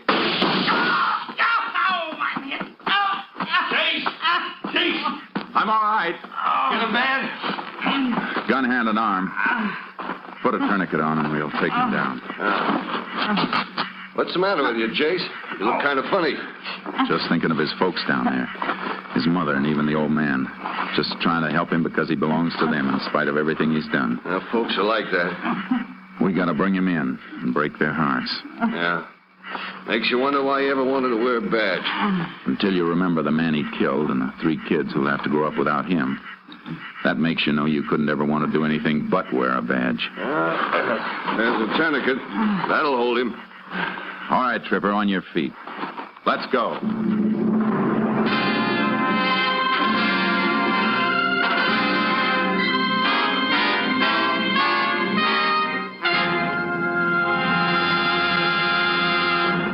A ballistic check of the .38 that Lenny Tripper carried showed it to be the murder weapon used in the slaying of Roger Bradley. With that and other evidence accumulated by Ranger Pearson and the department, Tripper was convicted and sentenced to death in the electric chair.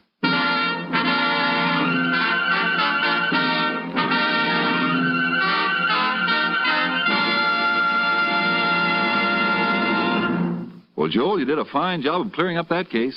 Frank, I've got a little mystery at home. Maybe you can help me. Well, glad to try, Joel. Well, it's the case of the disappearing Wheaties. Every once in a while, when I'm all set for a breakfast bowl of Wheaties, my cook says, "Sorry, we're fresh out." Why, that's no mystery.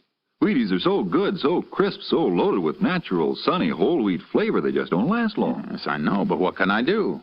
Well, you can get up early before anyone else gets at the Wheaties, or buy 2 or 3 boxes at a time. I think you hit it, Frank. Many thanks. Good night, and thank you, Joel McCrae. Next week, Joel McCrae in another authentic reenactment of a case from the files of the Texas Rangers.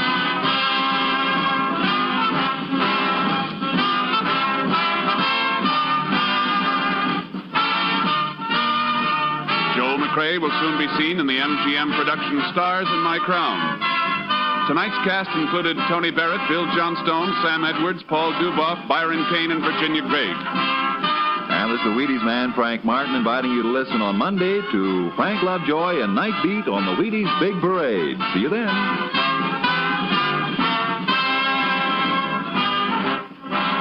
Tomorrow, listen for Dorothy Maynor. Now it's Basin Street on NBC.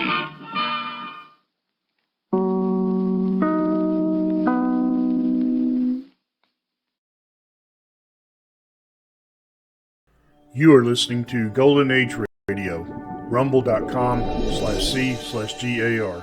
Brought to you by G3PL.com.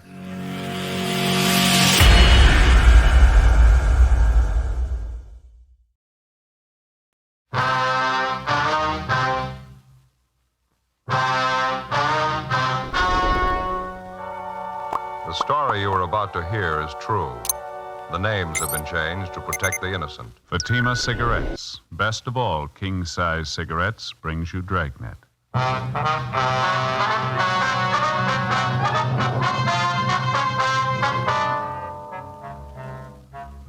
You're a detective sergeant. You're assigned to narcotics detail.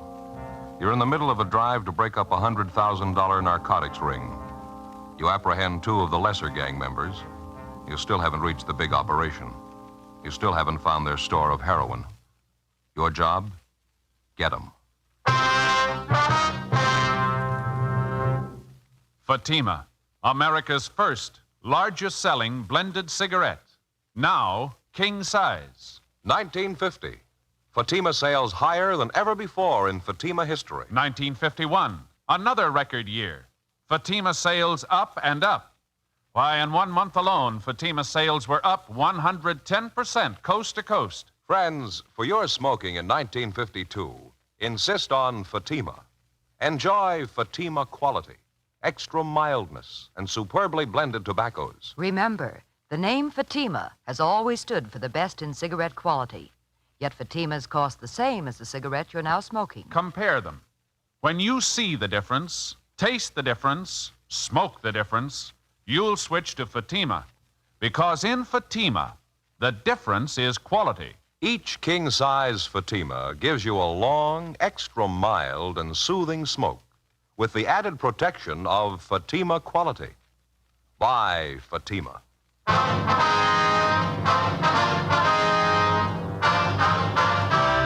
Dragnet, the documented drama of an actual crime. For the next 30 minutes, in cooperation with the Los Angeles Police Department, you will travel step by step on the side of the law through an actual case transcribed from official police files. From beginning to end, from crime to punishment, Dragnet is the story of your police force in action.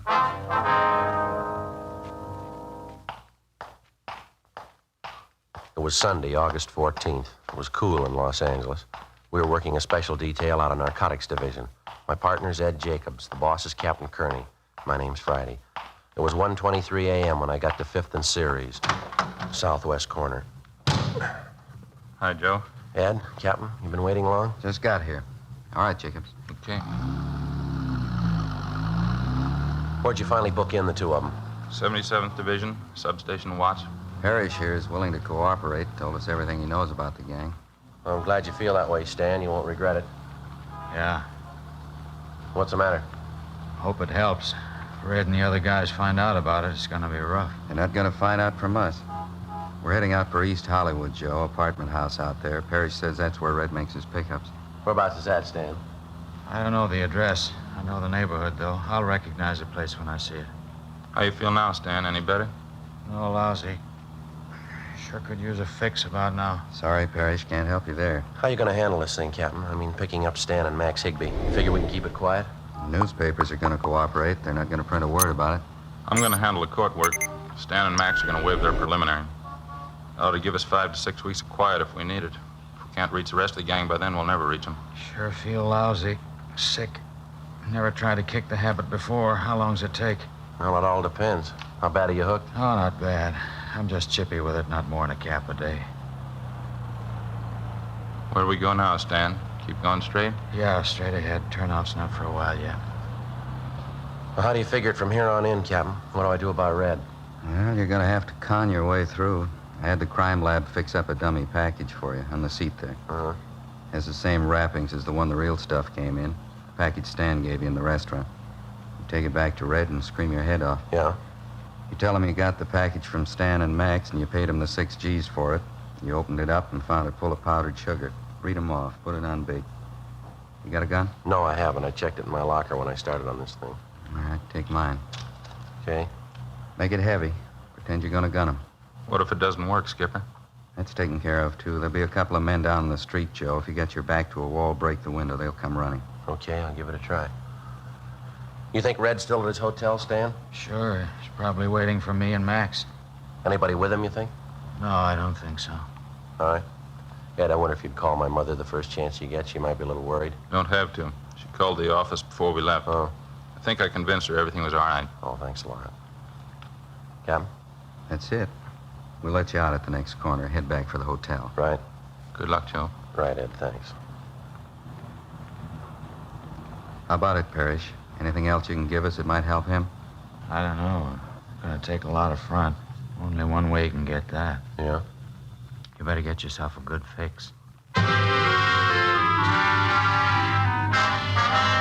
I left Captain Kearney, Ed Jacobs, and the narcotics suspect, Stan Parrish, on the corner of Western and Wilshire and made my way to Red's Hotel on West 54th Street.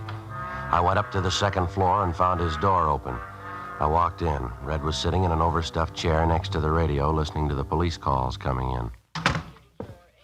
What's the matter now, Lindsay? Why the gun? Don't try any of your conning this time, you two-bit thief. What's the matter with you? Put the gun down. No, not before I get what's coming to me, you and your lousy punks. What are you talking about? Where's Stan and Max? Dead, I hope. And that leaves only you to deal with. I should have known better the first time when you had me tamped. I should have gotten out right then. What's in your craw, guy? Come on, let's settle. Oh, you know what. Now look for yourself. 6 G's worth, powdered sugar. You didn't think you could beat me for this, did you? I don't know what you're talking about. There's more in this than me. If you don't square up this thing with us, there's ways of taking care of you. I'm on the lam anyway. Now, one more beef isn't going to make that much difference. Put that gun down, will you? Now, let's talk it out. It doesn't make sense. If you've been beat, then so have I. Don't try to sell me that line. Get both of them out. I know they're here. Now, come on, get them out here. Watch that gun, will you?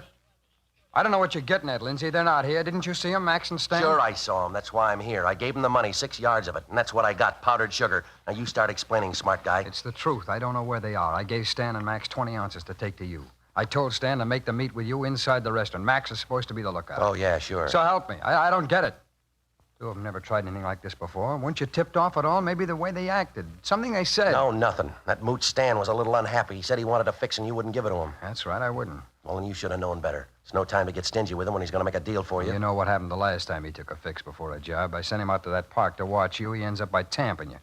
I'm leveling with you, Lindsay. I think we've both been taken. I still don't get it, though. I can't understand why they'd run out on me. Now, look, I haven't got the time to draw you pictures, mister. All I know is my dough's gone and you haven't delivered the stuff. Now, you get with it. Now, wait a minute. How do I know for sure? What? How do I know you didn't get the real merchandise? Then you took care of Max and Stan. How do I know you didn't build a frame? Oh, sure. That's why I'm back here. I got 20 ounces free and I want another 20. I met those mooches of yours and took care of them all by myself. Now, that makes a lot of sense, doesn't it? Now, get off it, Red. You're not going to poor mouth me out of this. I paid my 6 G's and I want the merchandise. Full 20 ounces and I want it right now. You're crazy. I can't do that. You have to give me time. We don't keep this stuff here. It isn't mine in the first place. What are you handing me? It isn't.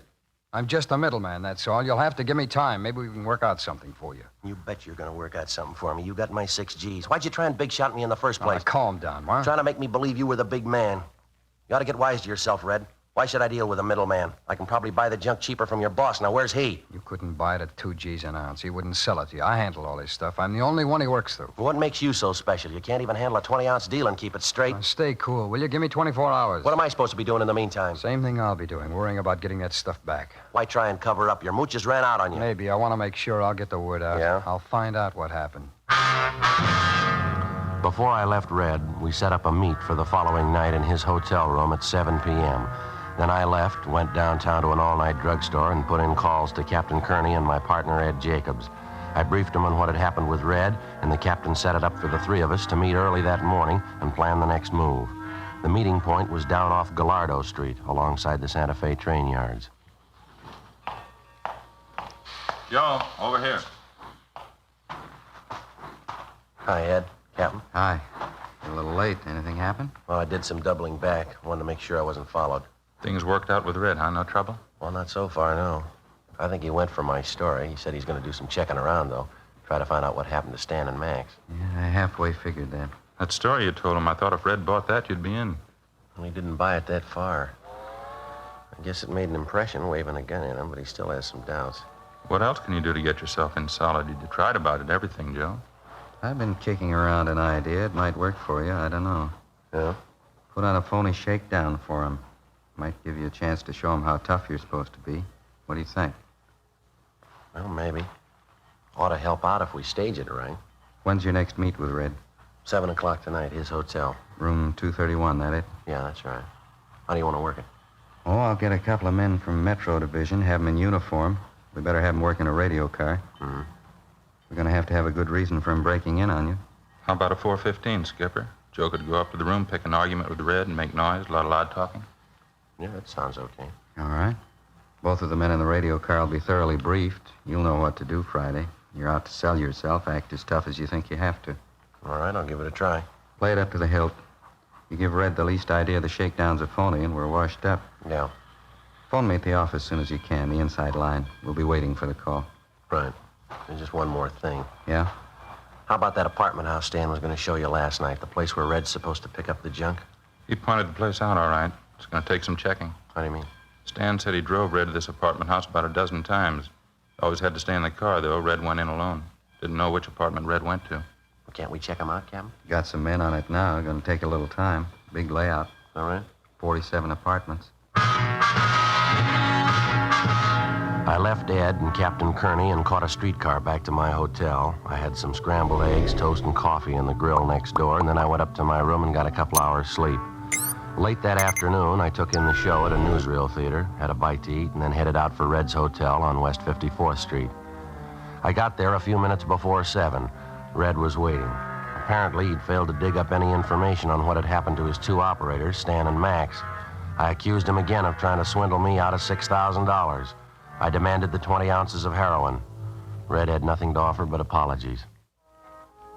All right. Relax, will you? Take it easy. I'll work out something. Take it easy, nothing. You do enough of that for the both of us. You sit there and listen to that radio. Why don't you get out and hustle up those two mooches of yours and get my dough back? All right. You don't have to scream. I said I'd work something out. All right, then start working. Get it. The dough or the white stuff. I gotta have it by the end of the week. What do you want to do? Have it all over the hotel? Keep it down, will you? Why? You take me for 6 G's and I'm supposed to play it nice? Now come off it, mister. I didn't take you for 6 G's. Those two mules did, and you own them. Either you square this up or everybody in the business is gonna know about this. What's got into you anyway? You've been boozing it up today? Don't you worry about me. I'll take care of my end. Real big operator, huh, Red? You had all the H. You handled everything. A real big shot, aren't you? All right, forget it. Red, the big wheel. He handles all kinds of deals. 50 cents to $5. After that, they get too big for him. I said forget it, Lindsay. When this one gets around, they're gonna laugh you right out of the business. You can go back to selling razor blades. And knock that radio off. I'm sick of hearing that. You gonna quiet down? You think you're ready to handle it, do you? I told you I'd try and work out something for you. Now, playing tough's gonna get you nothing. You ought to know that. What's that? What's it sound like? Yeah, who is it? Police officers, open up. What is this? What do you got me Shut into? up, will you? Take it easy. Can't tag us for anything. All right, open up. Well, I'm getting out of here. I'm not going through any shakedown. You out of your mind? Hold it. I didn't mean to keep you waiting. Come on in, officers. What's all the noise about up here? Nothing. We're just having a friendly argument, that's all. I see your identification. Sure. You, stay put. Yeah? Harry, you better shake him down. Yeah, right. All right, back against the wall. Okay. Come on, hands behind your head. Keep them there. You bet, you lousy fuzz. Right, grab the other one. All right, good. Both of them. You crazy fool. Now what do we do? You don't have to worry about the other one. He's out cold. Take the gun off this one here. I'll get his handcuffs. All right. Why'd you have to do it? Why'd you have to start something? I told you I can't afford a shakedown. You ought to know that. Better give it up, both of you. You're not going to get away with it. Well, you shut up, will you? You won't go far. Come on, Red. Help me drag him over here. What are you going to do? A bedpost here. All right, get his wrists around here. That's it. That ought to hold him. Lindsay, you're out of your mind. What do we do with him now? I'll worry about that. How's his partner? Oh, nothing doing. He's still out.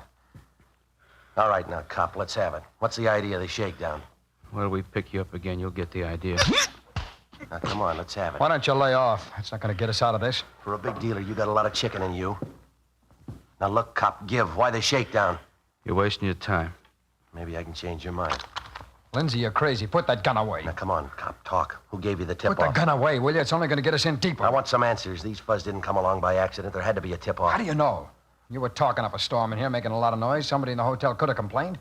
Come on, get out of here. And leave the two of them behind to identify us? That ain't going to work. It's got to. What else can we do? We can kill him. You're out of your mind. I can kill him right now. Probably wouldn't find him till morning. Well, you'll do it alone, Lindsay. I'm getting out. We still got business to do. I'm not looking for a murder rap. Now, come on, give it up. Let's get out of here. As soon as we leave, we're going to have to start running. I won't be good for more than a day in this town. What do I do about my deal? Come on, we can talk about it later. Come on, We can talk right now. You handed me the stall long enough. I got 24 hours left. I want it settled. Okay, I'll talk to the big man. I promise you. I want to have a meet with him. I don't know. Now, you listen. That $6,000 buy was a drop in the bucket. I want to buy more. If the big guy's ready, so am I. You got the money? I got it. Cash. Now, how about the meet? How about it, Red? Okay, I'll set it up. Red got his things together, and we took the rear fire escape that led down to a service alley behind the hotel. Before the two of us separated, we agreed that Red would call me at my hotel at 10 o'clock the following morning. I wasn't altogether sure, but it seemed as though the act I'd put on at the phony shakedown had impressed Red quite a bit. Before I went back to my hotel, I called Ed Jacobs and Captain Kearney and briefed them on the developments. At 10 o'clock the next morning, I was waiting by the phone in my hotel room. At 10:15, Red called. I talked to the big man this morning. I told him what you wanted. Yeah? What's the answer? Gotta be a fast deal, cash and carry. Well, I'm ready. Is he? I think so. Took a lot of talking. All right. What about the meet? I'll pick you up at your hotel. I'll take you to him. When? 8 o'clock tonight.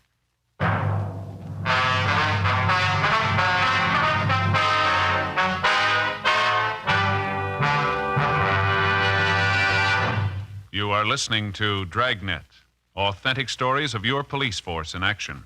Fatima, America's first largest-selling blended cigarette. Now king size. See the difference. Taste the difference. Smoke the difference. And in Fatima, the difference is quality. Yes, you get all the advantages of extra length, plus Fatima quality, which no other king-size cigarette has. You see, Fatima contains the finest domestic and Turkish tobaccos, superbly blended. And Fatima is extra mild, with a much different, much better flavor and aroma. Remember, the name Fatima has always stood for the best in cigarette quality.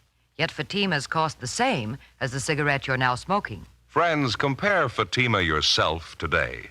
When you see the difference, taste the difference, smoke the difference, you'll switch to Fatima. Because in Fatima, the difference is quality. Each king-size Fatima gives you a long, extra mild and soothing smoke with the added protection of Fatima quality. Buy Fatima. Best of all king-size cigarettes.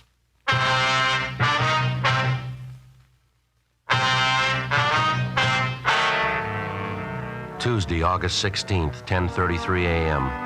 As soon as I got word from Red about the meet he'd set up for me with the big man, I called Captain Kearney on the inside line and briefed him on the way things stood. He said he'd have 3 teams of men ready to tail me and cover the meet. They'd work alternately in 3-way radio cars in order to reduce the risk of discovery to the minimum.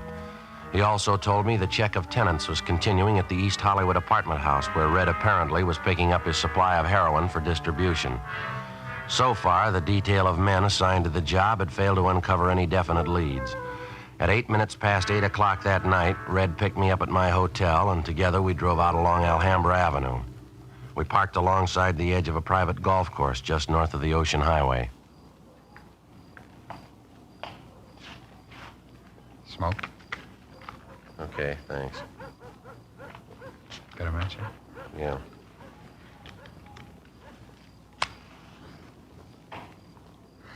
Thanks. Well, what about it? We've been here 15 minutes already. A lot of time. Deals like this, the boss doesn't like to hurry things. Yeah, well, maybe he ought to get with it. Relax, will you?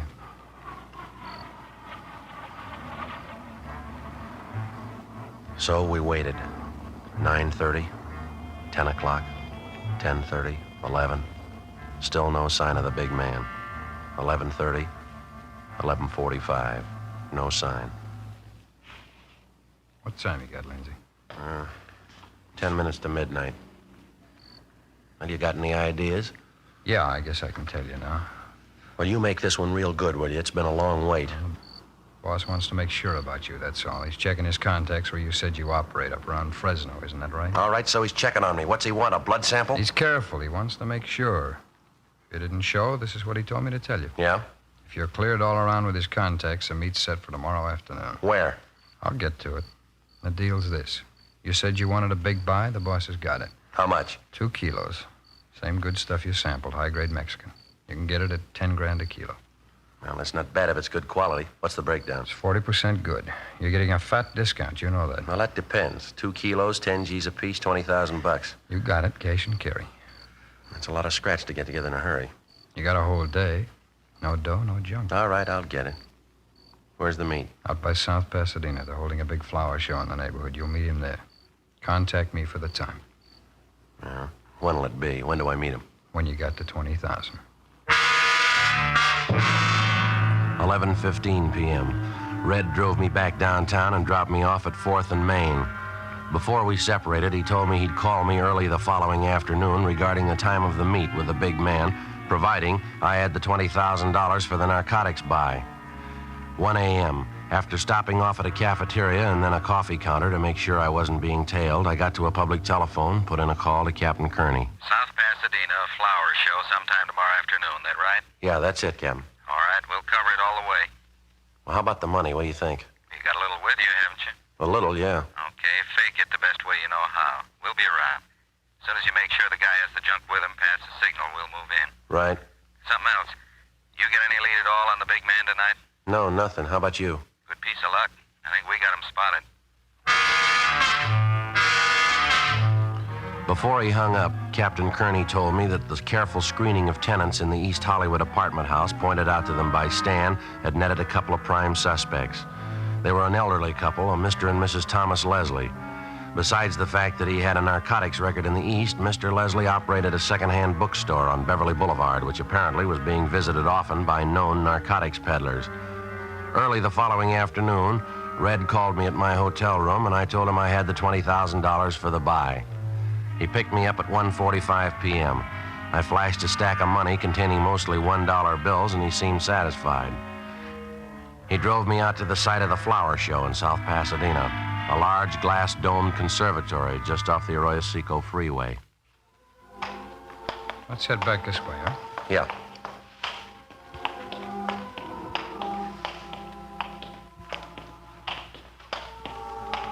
Sure nice flowers, huh?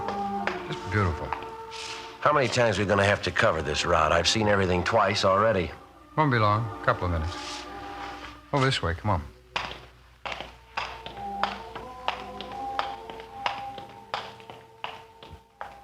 Yeah, they're sure pretty.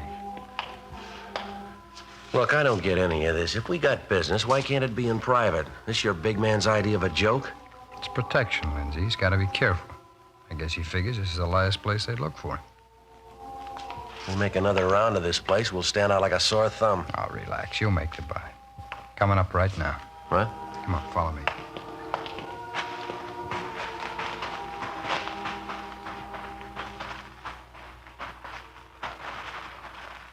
Tom, what do you say? Oh, hi, Red. What do you think of my gladiola entries? Those up there. When you say they're beauties? Yeah, they're real great, Tom. Took me 3.5 years to get blooms like that. South African species, you know, the Chelsea type.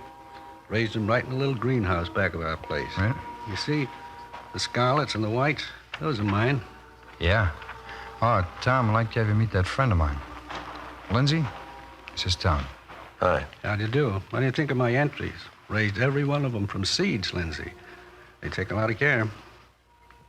Yeah, they're all right. Plenty of care. Especially those, the South African type. They take a good, stiff, sandy loam, quality fertilizer, just the right kind of heat and water. Takes a lot of work. Proud of them. Yeah.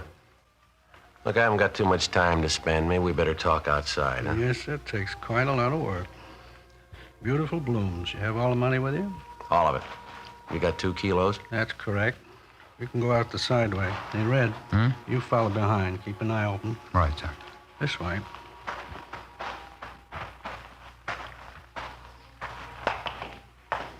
Sorry for the delay. It's necessary sometimes. Yeah.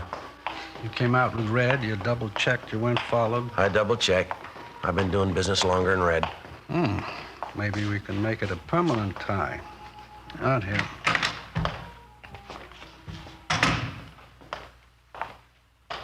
My car's this way.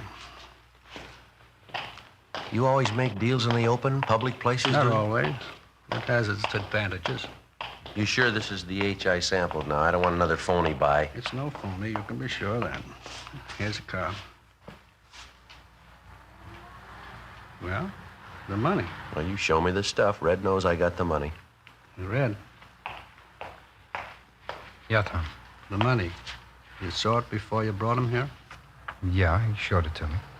Right here in my pocket. Have a look if you want. Now, come on. I can't afford to camp on this thing. All right. Keep a lookout, Red. All right, Tom. In the car, Lindsay. Yeah.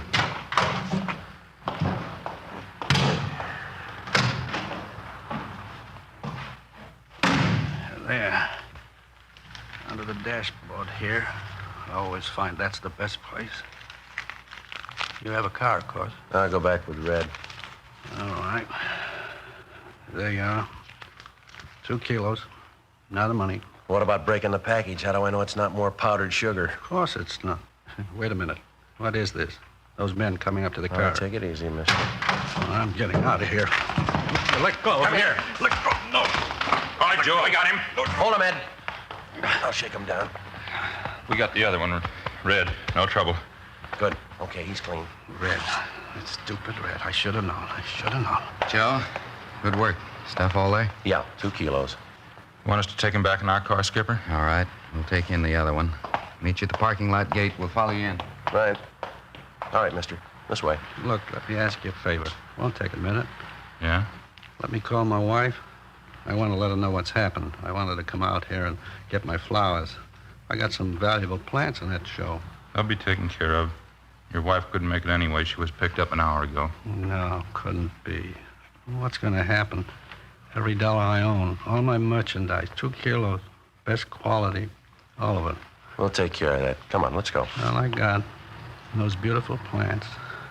You can do that much for me. Let me go back and get my flowers. They're prize gladiolas. It won't hurt anything, will it? Just let me take some with me. Just a few till I get back. Why bother? They won't last that long.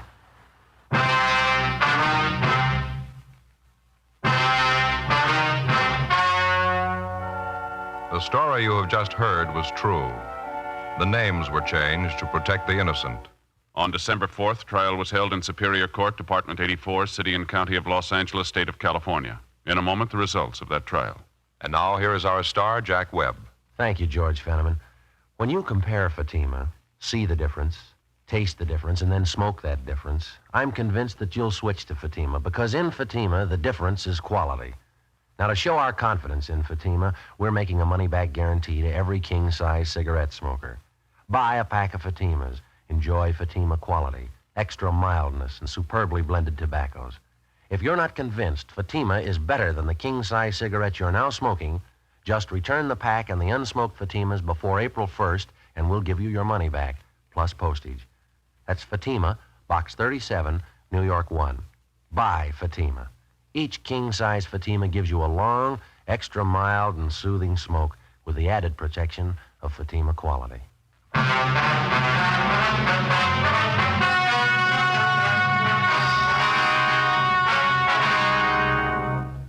Thomas Leslie and William Red Forrester were filed on in the district attorney's office for violation of the State Health and Safety Code, Section 11,500. Both men were tried in Superior Court and found guilty of the charge. The violation carries a penalty of imprisonment in the state penitentiary for not less than 5 nor more than 10 years. Because of their cooperation in the investigation and apprehension of the narcotics gang ringleaders, Stan Parrish and Max Higbee were given 1-year sentences in the county jail, with 5...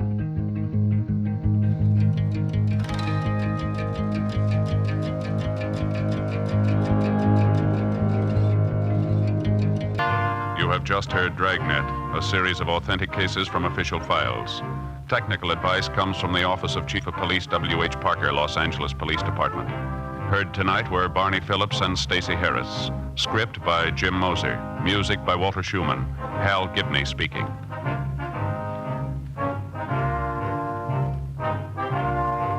Fatima Cigarettes, best of all king-size cigarettes, has brought you Dragnet, transcribed from Los Angeles.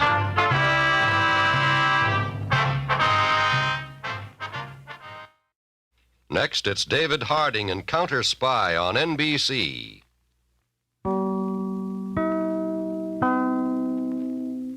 You are listening to Golden Age Radio, rumble.com/C/GAR. Brought to you by G3PL.com.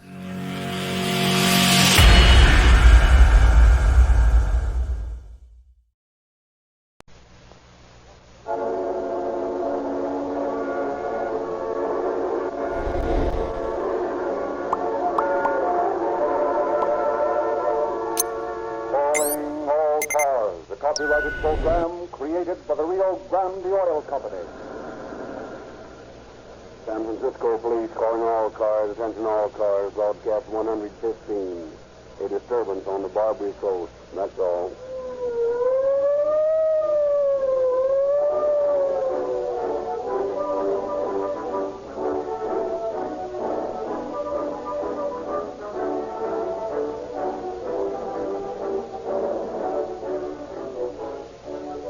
Searching through the confidential police files of leading western cities for the true facts of the crimes broadcast on Calling All Cars, Rio Grande investigators have discovered some fascinating information for motorists.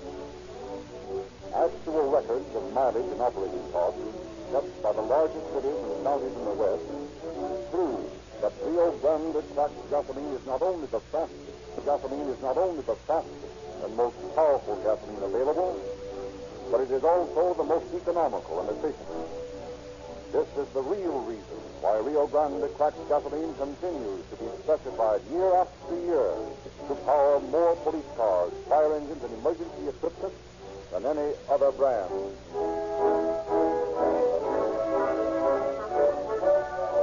And now it is our great pleasure to introduce Sheriff Dan Murphy of San Francisco County, who will speak from the studios of station KFRC in San Francisco. Sheriff Murphy.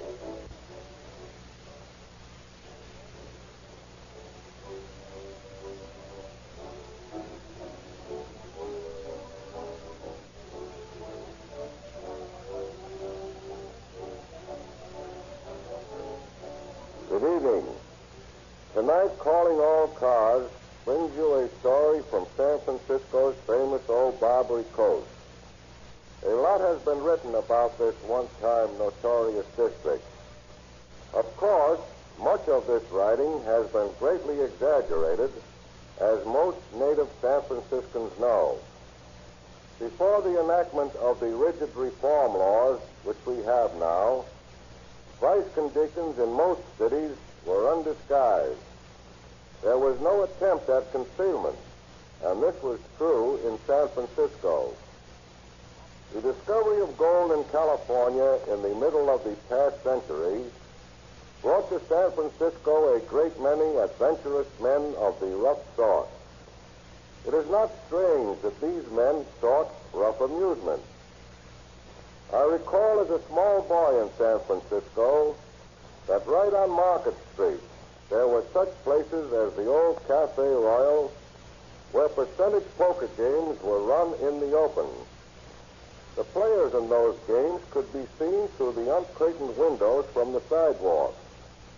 In those days, gambling and vice conditions were close to many of our important public thoroughfares. The romantically publicized Barbary Coast was an outgrowth of the mining camps and the rough and ready days of '49. And long after the gold fever had burned out and San Francisco had grown into a great western metropolis, this sore spot of the old days remained. There are some who would say that the Barbary Coast was a showplace. And while many of us old-timers are prone to romance about it, the truth is, as any veteran policeman can tell you, the Barbary Coast was a sordid and unromantic district. It was probably no worse than similar districts in other great American cities during the Gaslight era. Violent crimes did occur there, but not with the frequency the popular writers would have us believe. Some crime flourished there for a long time, but eventually it met the end that crime always meets, when the police, backed by a righteous public opinion, set out to put an end to it.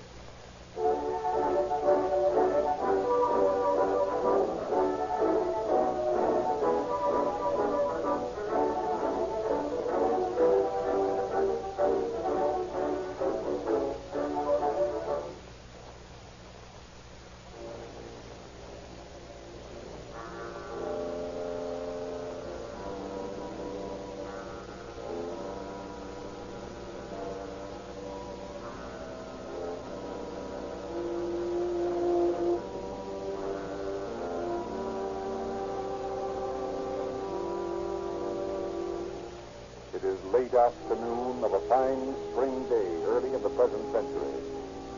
Plowing through the white-crested waves before a spanking south wind, the four-masted sailing ship Jeremiah T. seeks the Golden Gate as the bloody sun dips behind the fog banks which swat over the Farallon, preparing for its slow nocturnal journey across the bay.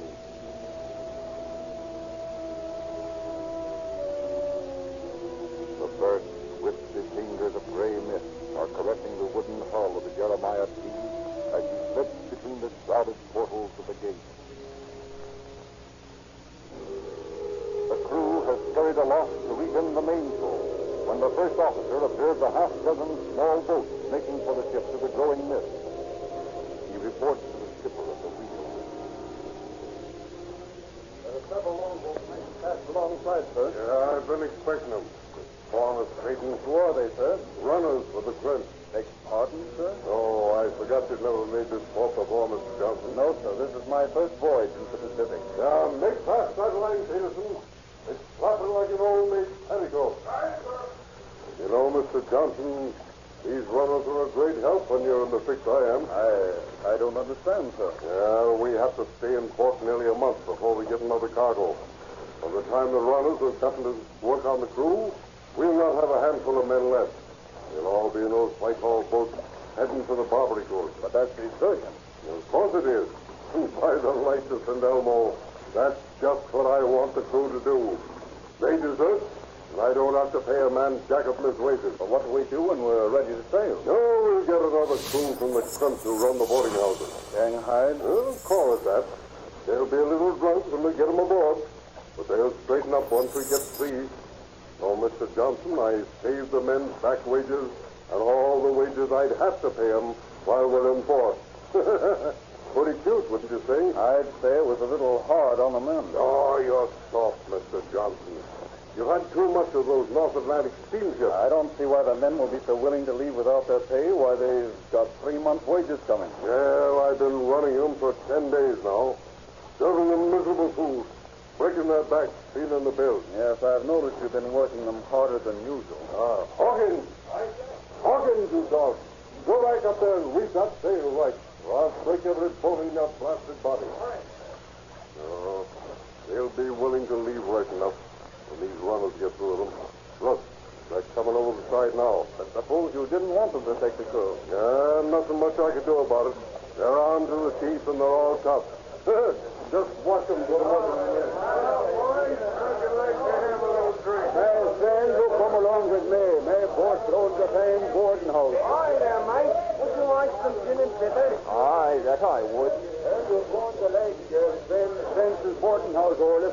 No, I stay here with the skipper. I collect money. Listen, Ben fix you up with money, schnapps, gold, anything you like. And then when you want the ship to sea, and all the skipper that's going to the South States on the Pleasure Coast. No, I stay here. Collect money to get wife and baby in Stockholm. I collect money. Well, you'll come let you off with me whether you want to or not. You don't make me go. I stay here. You stubborn Serasian, take that. Here, hey, give me your hand at that custom. I have to use my persuasion and all that drink. That's tequila. Sure, here you are. Keep on. Good, eh? Louis not have tequila since we signed on this hell ship in Yucatan. You don't like this ship, eh, Louis? No, it's muy malo. Keep our workmen too hard. You come with me to a double boarding house. He fix you up with good bread, eh? Give me another drink. Yes, mi amigo. Here you are. Bueno. This very good tequila. These make Louis feel fun. Sure, it's good stuff. You know, Louis first damn nice thrower in Yucatan. Louis, throw a knife in the ski. Come on, Louis, put that knife away. Al infierno con Capitan, you come with me. No, Louis, keep her like a dead cow. Wait a minute, Louis. Look here. Look at these features, Yeah, they wait for you to start, eh? How you like this one? All right, that one. Wait a minute. Let me see this picture. This long. You'll hear when you get to the starboard, Louis. Yes, I saw this one. Sure, and this one, and this one. Here, Louis, you got red hair. I knew a red head in Panama once. Ricardo un día cuando me fui a su casa donde vivió el montaje. No. Salvo? got these red ads too? Okay, well, give me another drink tequila, then we got to the car with front.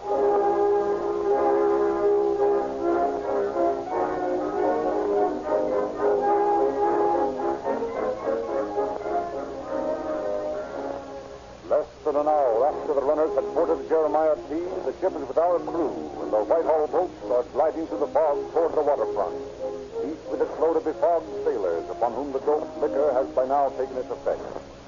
The Tarbo's crimp, or boarding house, to which Manuel, the runner, leads his boat, is built out over the black water of the bay, and a rickety staircase leads from a float through a trap door into a back room of the resort. As Manuel ties up his boat, the Tarbo, an evil-looking Spaniard, slumps down the stairs, a lantern in hand. Well, Manuel, how many this time? I get 3, boss. Only 3? What's the matter with you? Only 3 Mexicanos aboard. I tried to get big German fellow. I bite his ear. But 3-finger Mike from Shanghai Peace twists his arm in your Shanghai Peace name. So I have to let him go. Well, bueno. Come on, muchachos. Come on. Here we are in the starboard. Come on. Get up. We got the red heads on. See, you get red. What's your step? You will fall in. Give me another drink. You get another drink upstairs. Come on, up with you. Come on. Come on. Pronto, vámonos. Come on, you. Come on, I say.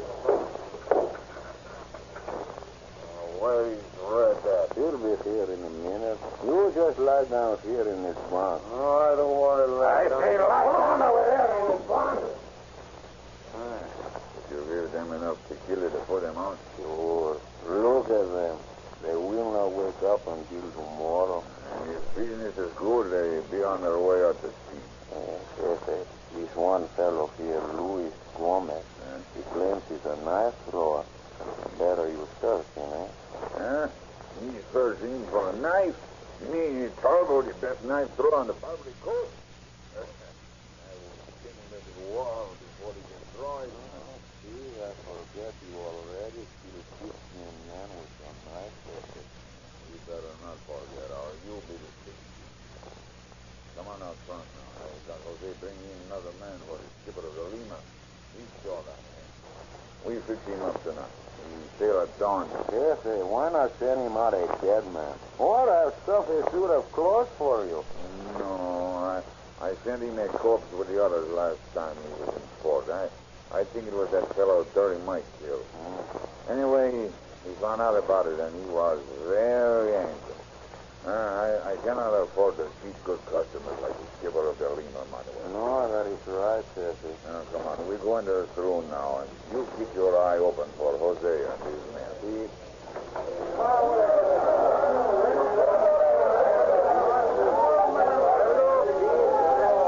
Come on, Manuel. I fix you a drink. What do you like? Give me a beer. I must have a clear head when Jose brings his money. I must not miss my aim with a blackjack. That is right. Here's your beer. Gracias. And do not forget to edge him down the bar under the trap door. Don't worry, I won't. Don't get too close to the trap door yourself, Manuel, or a Tarbo will plug you and tip you out. I know better than that, amigo. Do not worry.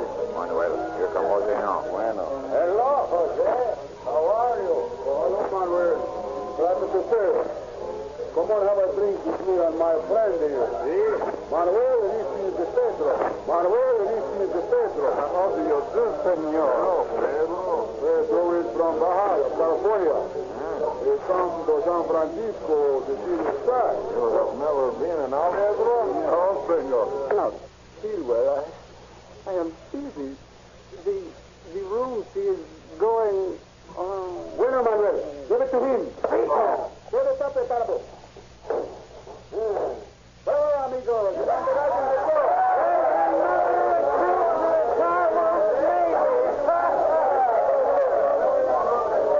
right, Manuel. Get down there and row him up to the Lima. And collect an extra $100 for our trouble at the last minute. The skipper will take it out of his wages.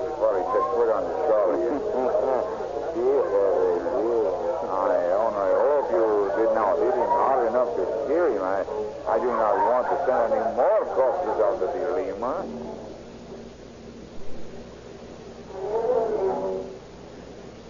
While Manuel rows another victim of the bows out to the waiting ship, Louis Gomez and his companions sleep it off in the back room of the crimp. And late the next afternoon, as the dazed and bewildered sailors are struggling to wakefulness, Itarbo enters the room. All right, amigos, get up. I have at last got to a berth on a fine ship. What you say? The Capitan is waiting outside for you to sign the articles. First, the redhead that feller tell me about that. Redhead? Oh. Mi amigo, you were so drunk last night. The redheaded senorita, she come to see you, but you would not move. You only groaned like a pig. Like a pig? Be careful what you say to Louis Gomez. Huh? I shall slit the throat the men what said that. Oh, so? And I have split many a pig before you. Now, get into this. Don't you show me. Cover you, I will throw you. Get in there! Manuel, see? Throw some water on that cockerel's face. Wake him up. See? All right, you two, into the saloon. See, senor. Sorry, Capitan, but this fellow on the floor needs a little persuasion. That's all right. I'll give him plenty of tea with our own name. Now, you two, sign these papers. What these papers say, senor? They are ship's articles for the big crown. I found you a berth. Where she paid, senor? What do you care? Sign them. But senor... Sign them. Do you want to get what Gomez to go? That is fine. And you two. Si, senor. Now, Manuel, how about the difficult one? His water will bring him to.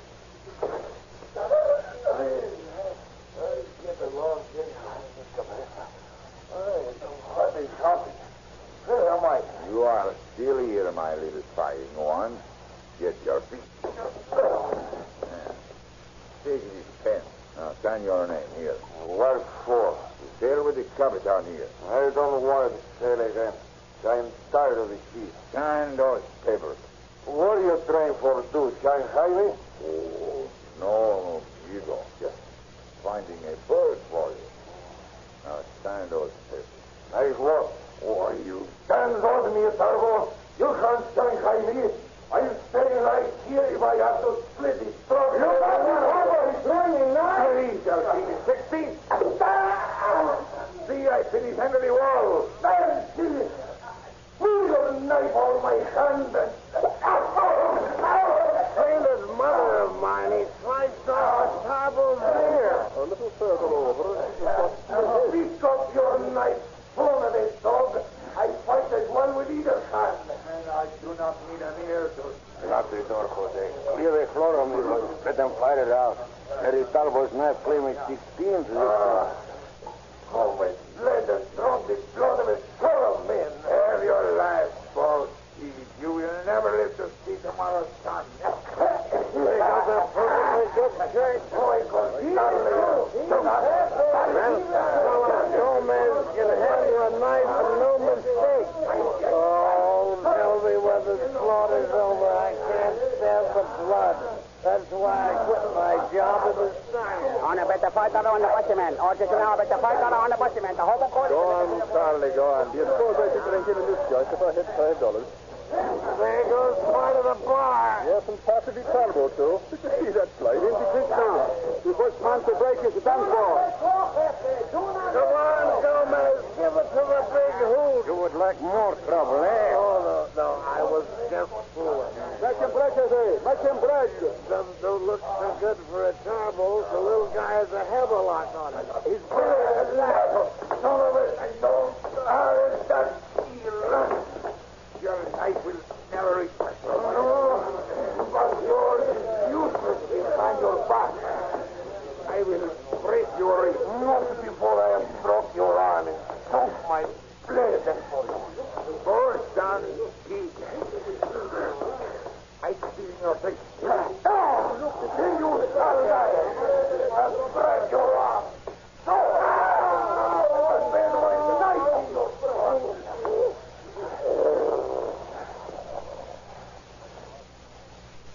Well, senor,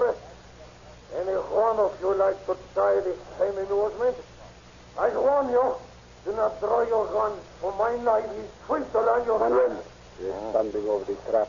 Can you reach the lizard? I will try. You're the wolf. Stand where you are. Stand.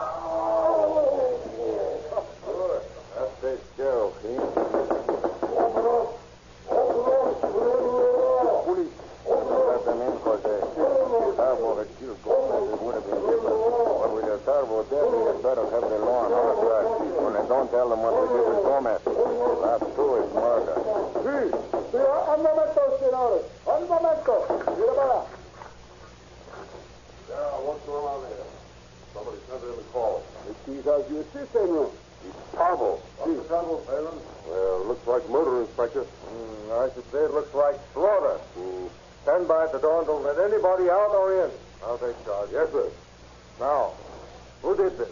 Well, Inspector, he was a sailor. I think his name was Gomez. At least that is what he calls himself. Where is he now? I do not know. What do you mean? He escaped. He knifed the Tarbo and he escaped. How? Inside. You, what do you know about this? Me? Absolutely nothing. I don't know a thing. As a matter of fact, I was asleep in the corner the whole time. I just woke up when you knocked on the door. And that's not so not helping. And what's your name? Smith. John Smith. How about you? What do you know about this? I don't know a thing. Not at least it seems. It all seems like a dream. Don't you think maybe it was a dream, Inspector? I doubt it. What's your name? John Jones. What do you know about this? On me, no nothing, ¿sabe? Me no puedo cuesta kind for you, ¿sabe? Me no say nothing, no. And what's your name? Oh, just now, me call it John. John Chinaman, I suppose. Yeah. John Chinaman. Oh, estamos para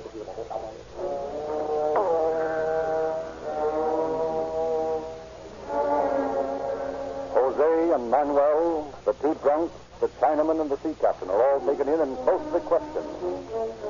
Finally, they furnish the police with an adequate description of the fugitives, and while one detail of police drags the bay and the district around its harbor crimp, Inspectors Mackey and Conlon closely search every ship sailing from Mexican and South American ports on the theory that if he's not already dead, Gomez may have hidden aboard one in an attempt to get back to his native land. Finally, 2 days later, as Conlon is searching the steamship's berth of port, about to sail for the isthmus, the captain approaches. Have you been successful, Inspector? Not yet, sir. I've been through the hold and the bilge. I found nothing. Of course, if your man hid in one of the ballast tanks, we might not know it for months. We're light, you know, and we just filled the tanks with water yesterday. Well, I still have to search topside. Never can tell where he might be hiding, in a funnel or in a lifeboat. That's quite true. But unfortunately, Inspector, we have to pull out of our berth. Well, I thought you weren't sailing until 5 o'clock. We're not, but we have to vacate the pier for an incoming liner. We'll be anchored in midstream until late afternoon. And you don't mind if I stay aboard until you up anchor? No, not at all. Thanks. It shouldn't take more than another hour.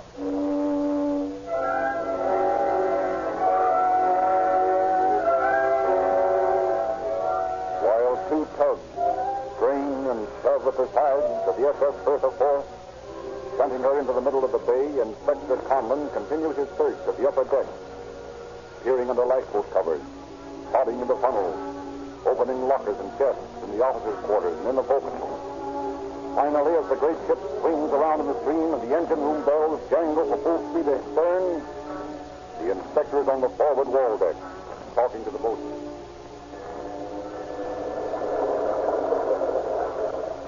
What's in that locker, boatswain? Who wants to know? Oh, perhaps you didn't know I was aboard. I'm Inspector Conlon of the San Francisco Police, and I have the captain's permission to search the ship. What are you searching for? That makes no difference. What's in that locker? Ain't you changed?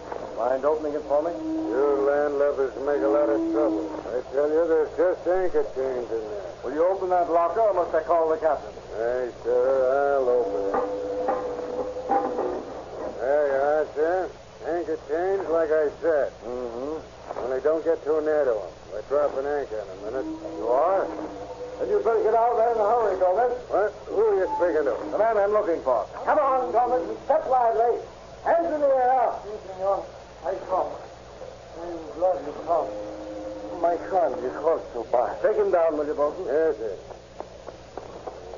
Here you are, sir. A knife. I did not intend to use it, senor. Oh, I'm glad you come. All right, sir.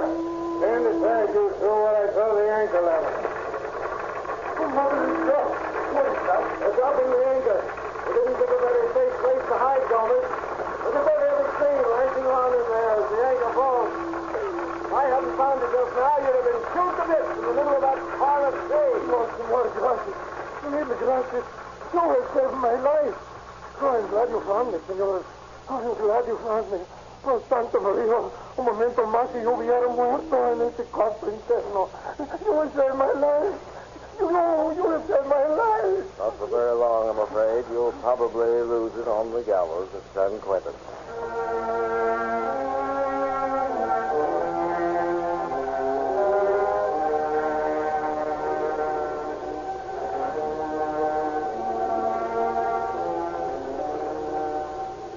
But in a dramatic courtroom scene in which Louis Gomez argued for his life on the plea of self-defense, the jury was sufficiently influenced to save his life. But public opinion was changing, and no Barbary Coast crime was permitted to go unpunished. So Louis Gomez, unfortunate victim of the Shanghaiing racket, was sentenced to San Quentin Penitentiary for 20 years on a verdict of murder in the second degree. During this broadcast, a telegram was received from Phoenix, Arizona. It reads, Arizona's largest county, Maricopa, has just placed its new contract for a year's supply of gasoline for all sheriff's cars and other emergency equipment with the Rio Grande Oil Company, specifying Rio Grande cracked gasoline exclusively.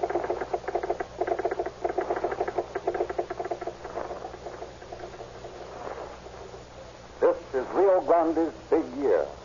Police and officials of Oakland, Berkeley, Los Angeles, and many other leading western cities and counties have convincingly endorsed cracked gasoline by renewing contracts for 1936 with Rio Grande. But even more important, the sales of Rio Grande cracked gasoline to all motorists have increased 140%. Have you changed yet to the fastest growing gasoline in the West?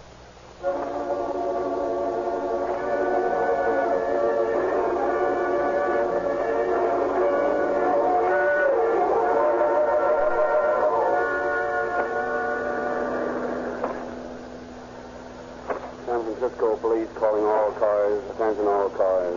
A cancellation of broadcast 115 regarding a disturbance on the Barbary Coast. Disturbance is now quieted. That's all. You will have the special news programs. You will hear today. Read about the space. Read a free copy. Read about the special news programs you will hear this month.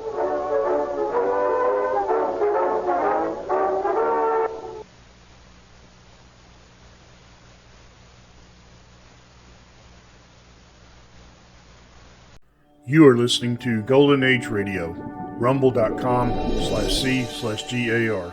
Brought to you by G3PL.com.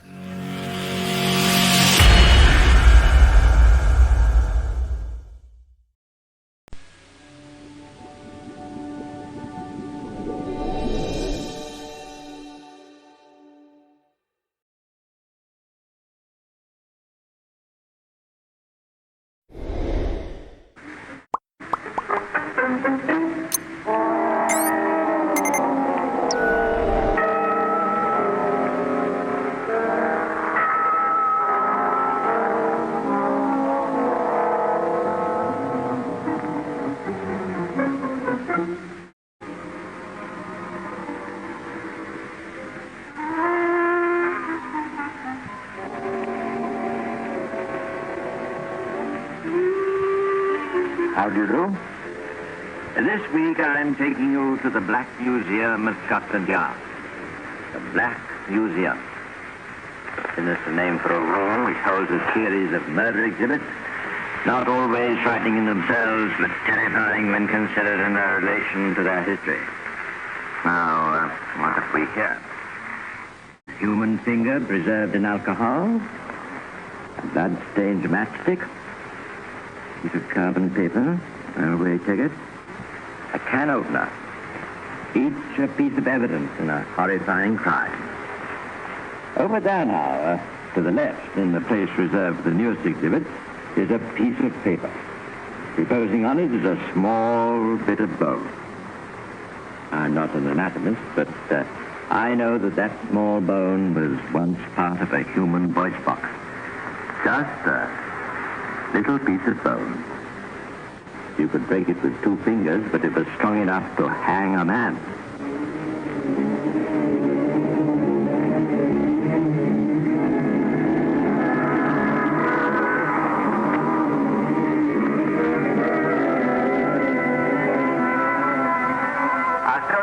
During the London Blitz 1941. Bombs falling, buildings burning, the city near chaos. Now, supposing you murdered somebody during the Blitz on London, a woman. Now, supposing you'd buried the body in the cellar of a Blitz building under a lot of debris. And then you'd laid a trail which showed that the woman, like thousands of others at the time, had left London. And this was all accepted. Supposing a year passed, and then more than a year, and everything was forgotten, you'd be feeling pretty safe, wouldn't you? And supposing you knew that you'd put lime with the body, and to find now it was only a heap of bones under a lot of rubbish in a bombed building, with no means of identification, you'd begin to think that things were, so to speak, all clear, wouldn't you? Or would you?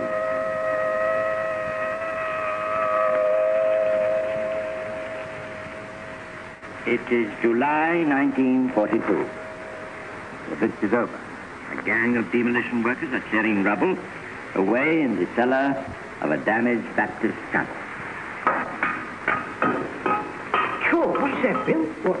There, looks like a skeleton. No, I thought it is. Look, there's a skull. All right, my it. Not gonna happen when the bomb fell. Here, you better tell the folks. Boy! Come down here. And that's how it began. Now, for research purposes, every bomb victim was subjected to a careful medical examination. The cause of each death had to be determined. That's just to make sure they were all accountable to Adolf Hitler. And, of course, medical facts are frequently a means of establishing identity where there's little else to go on. The pathologist examined the remains and reported to the coroner. There isn't much to go on. It's the remains of a woman, of course, and there's been some burning. And considering the place of burial, the cellar, was fairly dry earth, I'd say she must have died about a year or 18 months ago. That would be during the air raid. Yes. With your permission, I'll have the remains moved to a hospital laboratory. Maybe my equipment there will bring the facts to light. Very well, Doctor. The incomplete remains were removed to the Department of Forensic Medicine at Guy's Hospital, where a detailed examination showed that a tiny bone in what was left of the larynx had been fractured. Just a tiny bone. The pathologist made his first report to Superintendent Rawlings of the Big Five of Scotland Yard. Let's listen as Rawlings did to that report, for we are Rawlings, you and I, inside the brains of Scotland Yard. It's an apparently trivial little fracture, but it's one of the most significant in forensic medicine. All I can say at the moment is this woman may have met her death in a raid, or she may have met her death by strangulation, manual strangulation. I favor the latter view. Is there any evidence of identity, Doc? Anything we can start to work on? Well, there are a few details I can give you now. It's the body of a woman aged between 40 and 50. Height, 5 feet or 5 feet 1 inch. The lower jaw's missing, but in the upper jaw she's worn a dental plate. There's no trace of it, but it probably contains 7 false teeth. 4 remaining teeth have fillings. Oh, and one last point. On the back of the skull, I also found adhering to it a few strands of hair. I'd say her hair was dark brown, going grey. I'm sorry I can't be more helpful at the moment. Good, tell me they go on, Doc. A woman, aged between 40 and 50, about 5 feet tall, going grey. Somewhere in London, with its thousands of evacuees, its shifting population, its blitz victims, One woman had to be identified. A woman whose description fitted thousands of others. A woman who had gone missing. Check the missing persons register. There's several in the registry like that, sir. Let me see. Yes. Yes. This looks like it might fit. Age 47, height 5 feet 1 inch, hair dark brown, going gray brown. Reported missing Good Friday, 1941. At 15 months ago. Reported missing by her sister. That description fits, sir. Yes. Those little thousand other people. You see, age, height, and color of hair aren't enough. For instance, did this woman have a dental plate? And the upper plate with 7 teeth in it. Is she still missing? Is she still alive? The woman is still missing. She went missing on Good Friday as reported and hasn't been seen or heard of since. Her sister says she had a dental plate, an upper plate. With 7 teeth? She didn't know how many, sir. Who was the dentist? She moved around a bit, sir. The address of the 3 dentists. Was he the dentist? And after they could identify the fillings in her teeth? Yes, sir. It looks as though the case is warming up, sir. No, not yet. Height, age, a very rough guess of the age, and the color of the hair. That's all we've got, really. We don't even know what a woman looks like. We've got a long way to go. A very long way. Yes, there was a long way to go. But all over London, detectives were drumming for information. All over Britain, other missing women were being traced.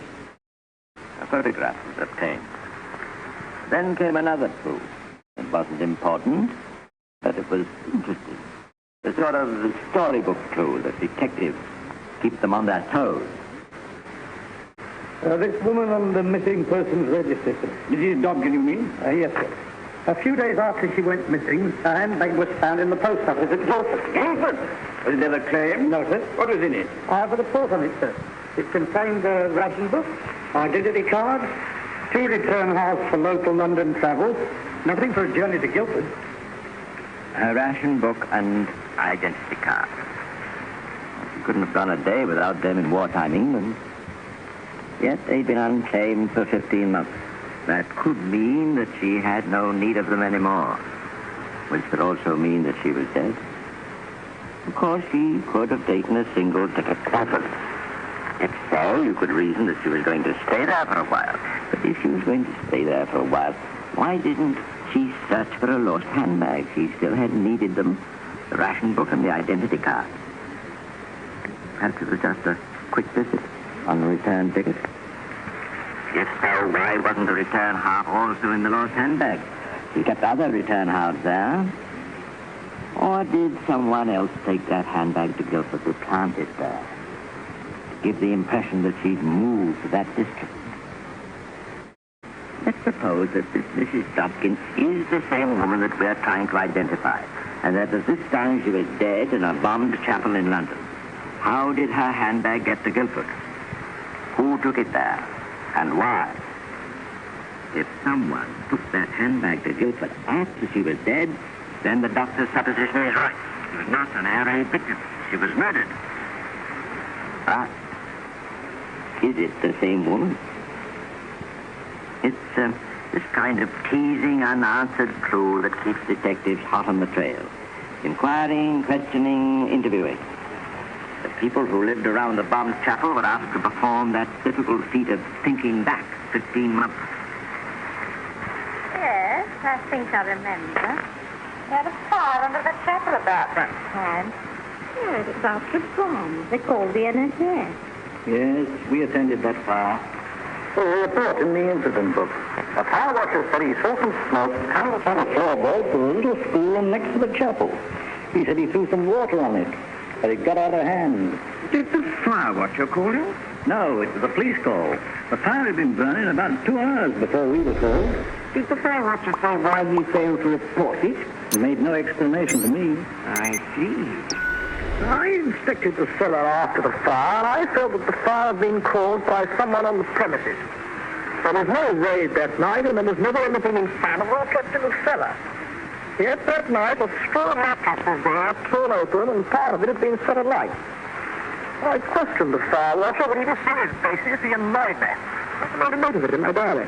Why don't you ask the bloke that used to fire watch over there, next door to the chapel? He can tell you about it. He was a bloke named Dobkin.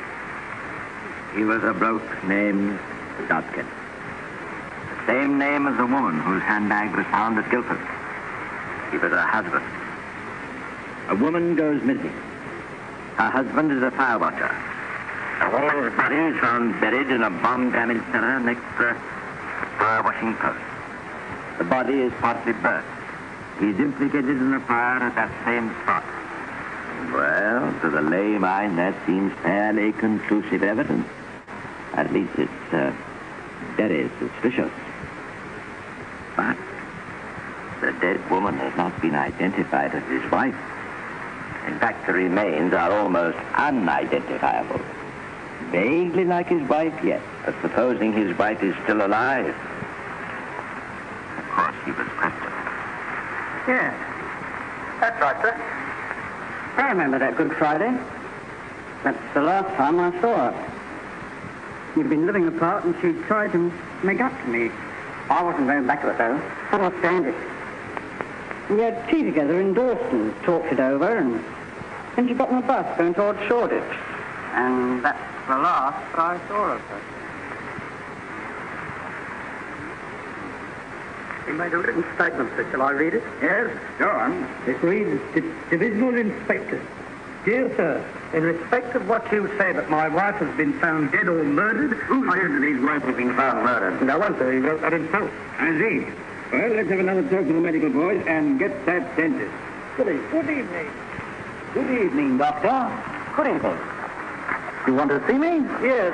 By the way, thank you for that sketch of the upper jaw. It's identical to the upper jaw of the dead woman.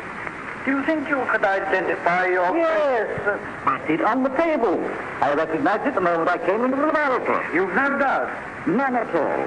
And those are my fillings and teeth. I'd recognize my own work anywhere. That is the jaw, and these are the teeth of the patient you knew as Mrs. Dobkin. Positively. And do you recognize this? Yes, that is a photograph of my patient, Mrs. Dobkin. Yes. So the missing woman and the dead woman are the same person. Some final questions had to be gone over. Why had the missing woman been found dead near her husband's fire-watching post? Had he induced her to go? He said she'd never been there. Why was there a fire in the cellar? A fire in which the husband was involved. Why had he, a fire watcher, failed to raise the alarm? Was it because he started the fire to burn the body? Why does he deny knowledge of the cellar when he had been seen going there? Why did he return to his old fire-watching post? And why does he deny he'd ever gone back? Is the answer to every question the same? That he'd murdered his wife? Yes. I think Mr. Dobkin had better be brought in. So far, the work of Scotland Yard had been to identify and prove in their own mind that they knew the murderer. Their next job was to find him.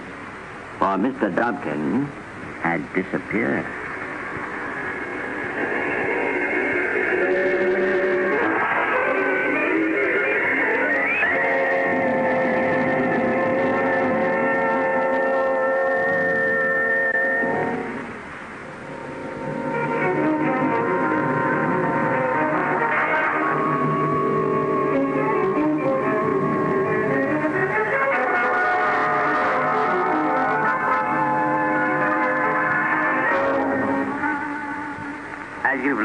Scotland Yard first identified the murderer in their own minds, though there remained no shadow of doubt that Dobkin was the guilty man. But, as is so often the case with the Yard, in making sure that the man was guilty before taking him into custody, they had given him an opportunity of realizing that the police were after him. Within half an hour, Rawlings giving orders for Dobkin's arrest, the first reports came in. Dobkin left the lodging house where he was staying 2 days ago without giving an address. They'd no information on him at the food office, and he just didn't turn up at the factory where he was working. Any relatives? His married sister at Clapham. She told us a funny thing. Dobkin was always in court for failing to pay his wife her maintenance money. In fact, he went to jail for it once, But directly she disappeared, he became very regular in his payments. Something else for Mr. Dobkin to explain. So please look at his dossier. Age 49, born in Tappan, spent all his life in London. If Mr. Dobkin ran true to form, he'd be found somewhere in London. The Dragnet went out.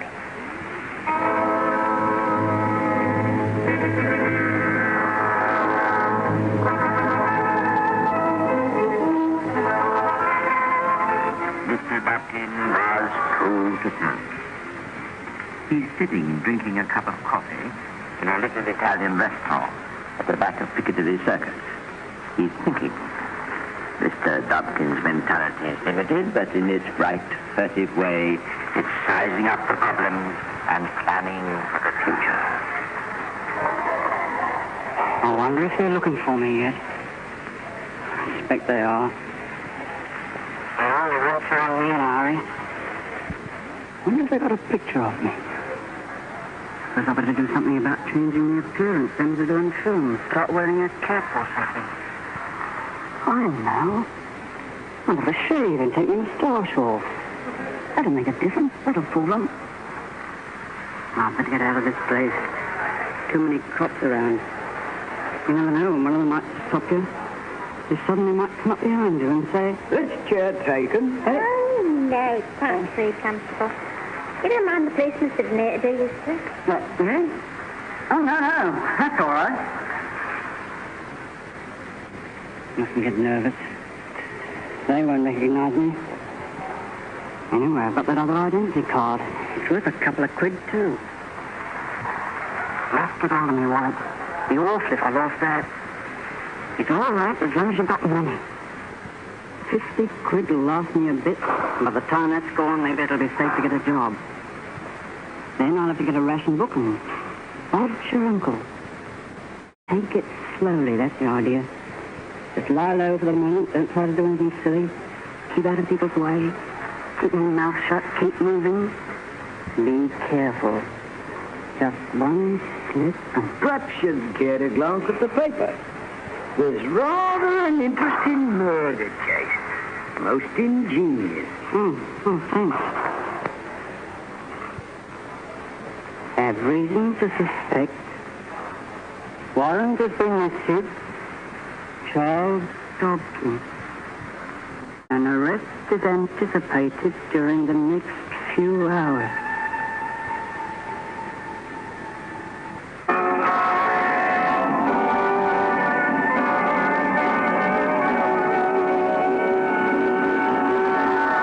Strategy, when it's engaged in tracking down a particularly important lawbreaker, is known as Operation Net, the code word title for the system of suddenly throwing a police net around the area in which they believe their man to be hiding and asking every person within a narrowing circle to produce proof of identification. In this case, Superintendent Rawlings was pretty sure that his man was within a square mile of Piccadilly Circus. So it was late that night this radio message went out from the information room at Scotland Yard. Radio operator MG2W calling all cars. MG2W calling all cars. Operation Net. Patrols assigned to C Division area should move into position 1 minute from now. Over.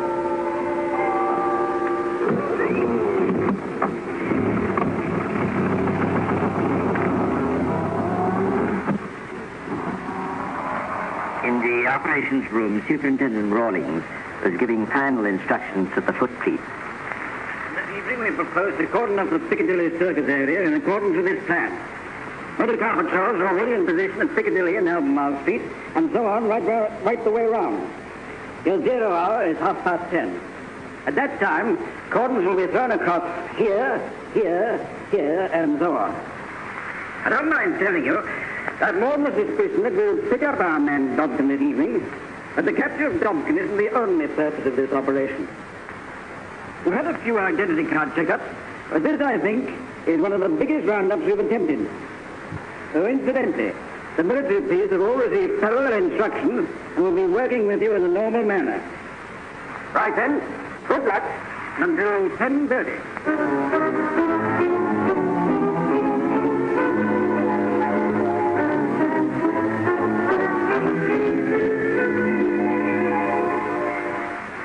Star patrols, cordons, one of the biggest roundups Scotland Yard has ever attempted.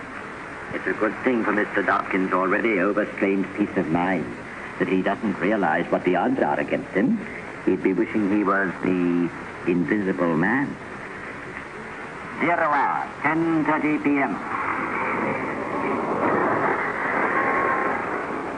Now, slowly does it. One at a time. You first, miss. May I see your identity card? Yes, you are. Been doing anybody in lately, Buck? Not me. Okay, pass along. Charger? Here you are. Ah, War Reserve Constable, eh? Why the heck aren't you on duty tonight? Good, lummy ever. I could have one evening off, you know. Yes, that's what they all say, chum. Righto, pass along. Charger? Here you are, Constable. John Rankin. Hey, wait a minute. I recognize you. You're the man. Here, get out of my way. Yeah. Hey, wait a minute, chum. Here you are. Identity card. You've left it behind. What's that with him? I don't know. I was only going to tell him I'd seen him earlier today. There's something up with him. Yes, his identity card was wrong. Hey, he's going to need that later. What do you mean? Well, Mrs. Bolton's the wrong way. This time he's the wrong side of the police. He left this identity card in my hands. John Rankin. Yes, it's a forgery, all right. This is one of the cards which were pinched about 4 weeks ago. He picked up several of them. They're all blanks when they were stolen. Wait a minute. Have we a specimen of Dopkins' writing? Yes, I have several specimen signatures. All his papers are in this file. Let's have a look at one of them. Here you are, sir. Very careless of Mr. Rankin. You know, Sergeant, he signed his name just like Mr. Dopkins. Quite a coincidence. And so the night's work went on. Slowly the crowds within the police cordon diminished. Fewer and fewer people were left within the net that covered Piccadilly Circus. And as the crowds became less, the police became all the more careful. Mr. Dopkins' chances were getting smaller. I can get rattled.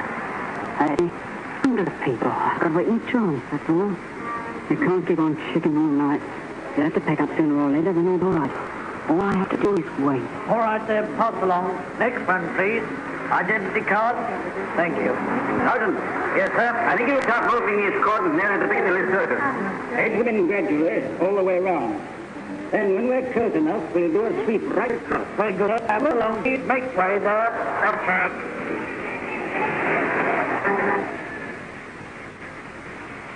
And Mr. Dopkins had been a trifle optimistic.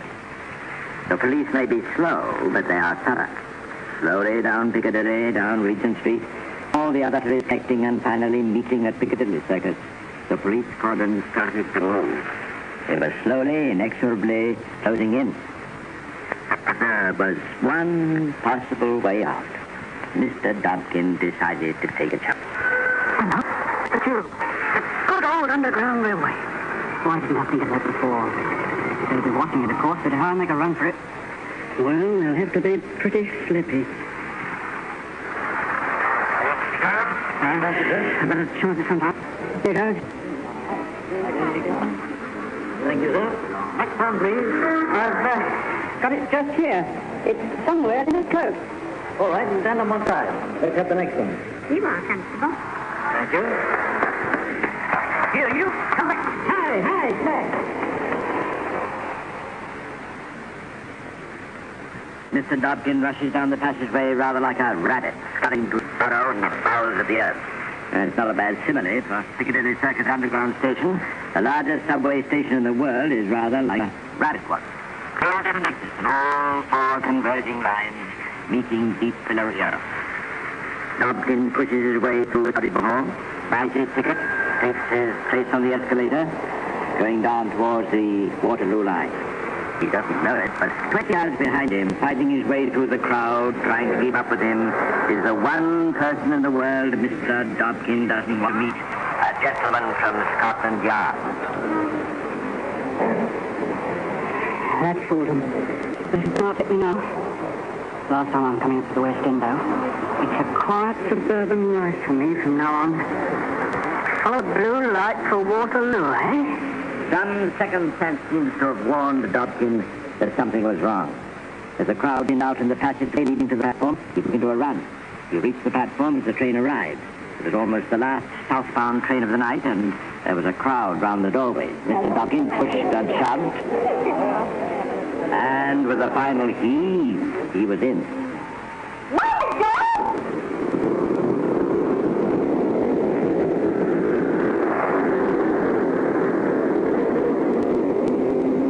Just as the train pulled out of the station, the detective arrived a few seconds too late. But as you'll see, Scotland Yard is not without its resources in an emergency.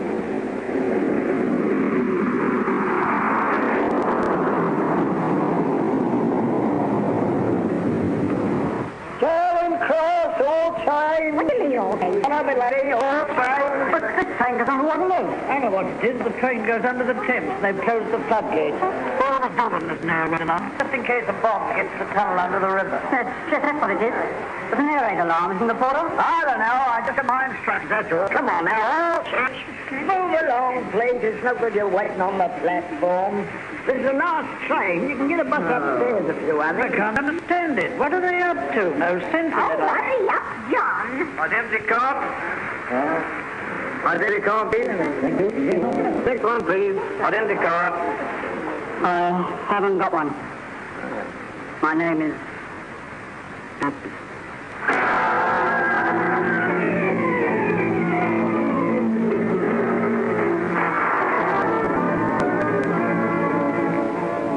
Mr. Dobkin has come home. Darlington for Charing Cross is only a very short, rather charming walk along the embankment to Scotland Yard.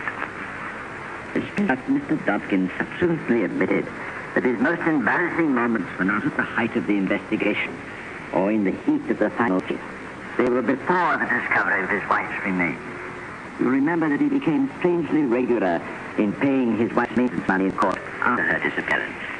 You see, one of the officials of Old Street Police Station had developed a trying habit of remarking to him when he brought in the money, "Now, Harry, you know you killed your old woman. What have you done with the body?" Well, that's all for today. I'll be back again to tell you some more of the secrets of Scotland Yard.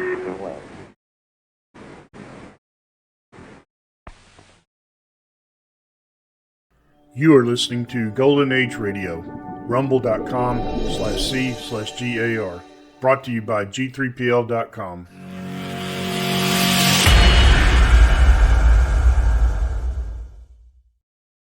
This is Orson Welles, speaking from London.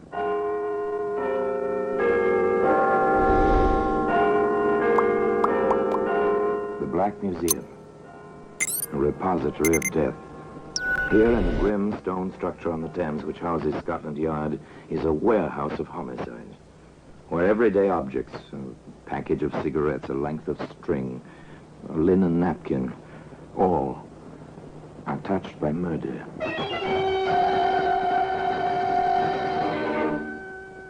There's a Gladstone bag. It's a familiar object. Every railroad train carries several, inevitably useful, compact, and expandable. They always hold more than they seem. Perfect for vacation. Perfect also for... If you look inside, Inspector, just pry the two halves apart at one end, as I did. Yes, I see. Odd objects to have in a valise. Not if one had every intention of disposing of them, Inspector. Today, that Gladstone bag can be seen in the Black Museum.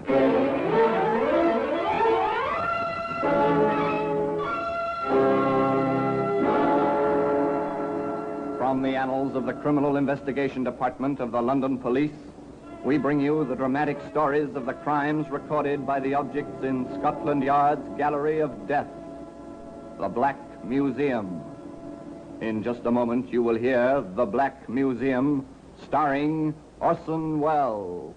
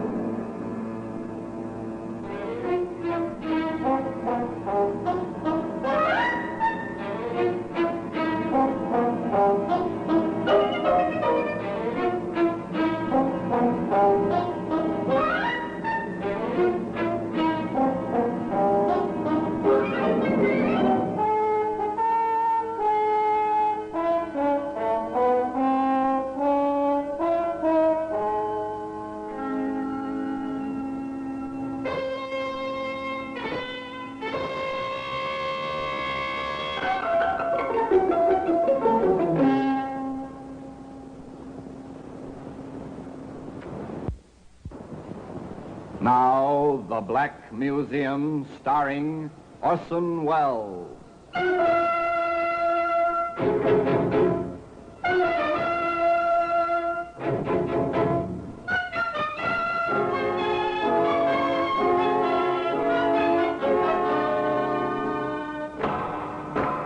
Well, here we are, in the Black Museum, Scotland Yard's mausoleum of murder. There are times, as I open this door, that I feel the old familiar inscription should be carved on the lintel. Abandon hope, all ye who enter here. Yes, abandon hope of peaceful, quiet, dreamless sleep, for within this room is almost every instrument which ever has been used for the commission of the foul deed called murder. Yes, here lies death. No doubt about it. You feel it in the dull, oppressive atmosphere. You see it first marked calmly on the neatly lettered cards. So-and-so died by this instrument at the hands of so-and-so, dated, and so forth. Your glance passes to the thing itself. You almost feel the blood. There's a camera. So, you think Ordinary tourist snapshot-taking camera. Yet within the blackness of this box, the film registered two faces. A third person saw a print. And from that recognition, 3 people died. One by a hangman's rope. Here's a briar pipe, well smoked, thoroughly discolored. A pleasure to a pipe smoker, but no pleasure to the man who inhaled hydrocyanic gas with his tobacco. Nor to the killer, trapped by the pipe itself. Here we are, the Gladstone bag. Piece of luggage for a man. It looked so commonplace, so much as if it belonged to a traveling salesman, not to Jim Hudson. Of course, in a way, Jim was a traveling salesman. He certainly had a sales talk. And he was quite successful at it. Sally, I've never seen you looking lovelier. Oh, Jimmy, you always do that. Do what, sweetheart? Say things like that just when I want to pick a fight with you. That's one of the reasons I love you so much. Despite your wife and everything else. Everything else? That's what I wanted to fight with you about. We just can't go on like this, Jimmy, darling. Why not? We're as happy as circumstances. Don't you see, Jimmy? A woman wants at least a snatch of domesticity, not just clandestine meetings with the clock ticking away her happiness in the background. It'll come, darling. The girl was right, of course, from her point of view. Granted that the relationship between her and the man she loved was, well, outside the recognized bounds. Granted that they found each other when it seemed too late. Still, the girl was right. She wanted a certain sense of security, which can come to a woman only through the small things of making coffee in the morning while a man was shaving within earshot. And Sally James was the kind of girl who took action when she wanted something badly enough. Jim, what about the week we planned together for this spring? I probably could get away, darling, if we had a place to go. I have the place. Anyway, the ad about it. You are something, aren't you? Here, darling. I found this in the Sunday paper. Go on, read it. For rent. Bungalow. The beaches. Pevensey Bay, Eastbourne. Reasonable by the week. You've got your heart set on this, haven't you, sweet? Can we do it? The week of April 12th. All right? All right. Oh, Jimmy, it'll be heaven down there by the sea.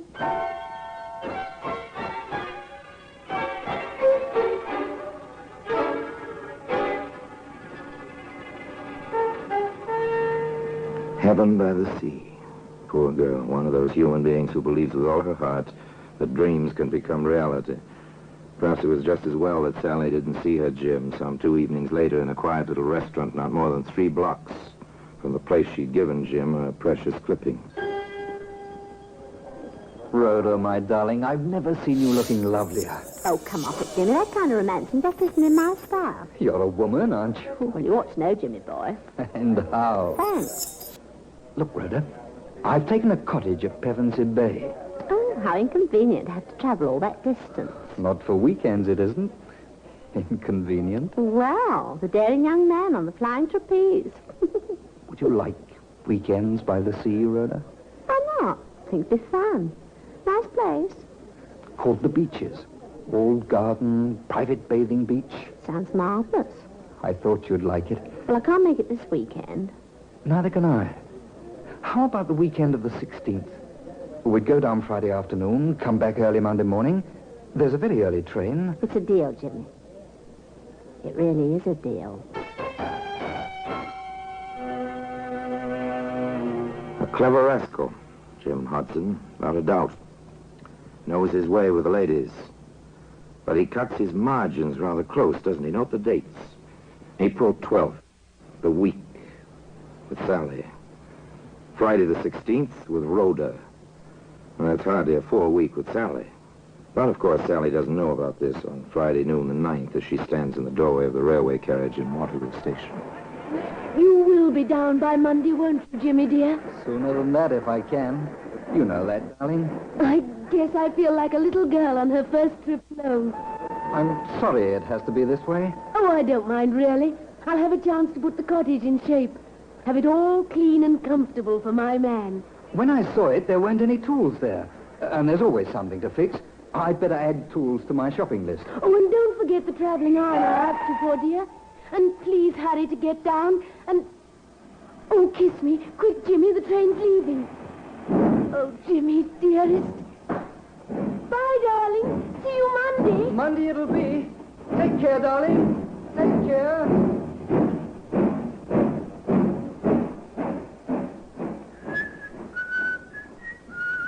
Watch him as he walks up the platform. The train is already disappearing from the track. Jim has his hands in his pockets. He's whistling merrily, a man with nothing on his mind except his love affair and the prospect of the week ahead. He leaves the station, walks up the street a ways, pauses before a hardware shop. What was it he added to his shopping list? Oh, yes, tools. He enters the shop. May I assist you, sir? Yes, I think you can. What do you wish? You've got some fine-looking knives in the window. May I see them? Any particular blade size, sir? I think, yes, the 10-inch carver will be about right. Very well, sir. There we are, sir. Best Sheffield steel, hollow ground, razor sharp, and guaranteed to hold temper. It will take very little honing to keep the edge, sir. Very efficient looking. Do you prefer the bone or the plastic handle? Bone, I think. Very good, sir. Is there anything else? I think, yes, a small cross-cut saw. Small, about 18 inches. Perfect. Excellent quality, as you can hear. Good. Would you wrap them, please? Then that will be 6 and 4, sir. I'll just make up the slip. You'll have your package in a moment.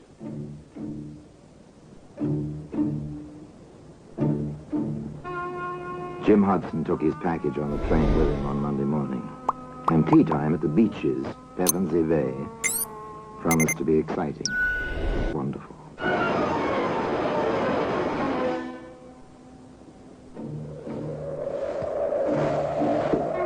Isn't this wonderful, Jimmy? I discovered the pastures at the top of the cliff on Sunday. Oh, Jimmy, it's paradise. It is a nice view.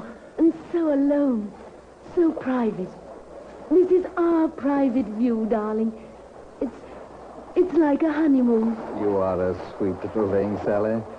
Very sweet. I know. When you call me sweet, you think of me as a child. But I love you as a woman, Jimmy. I know. Shall we go back now?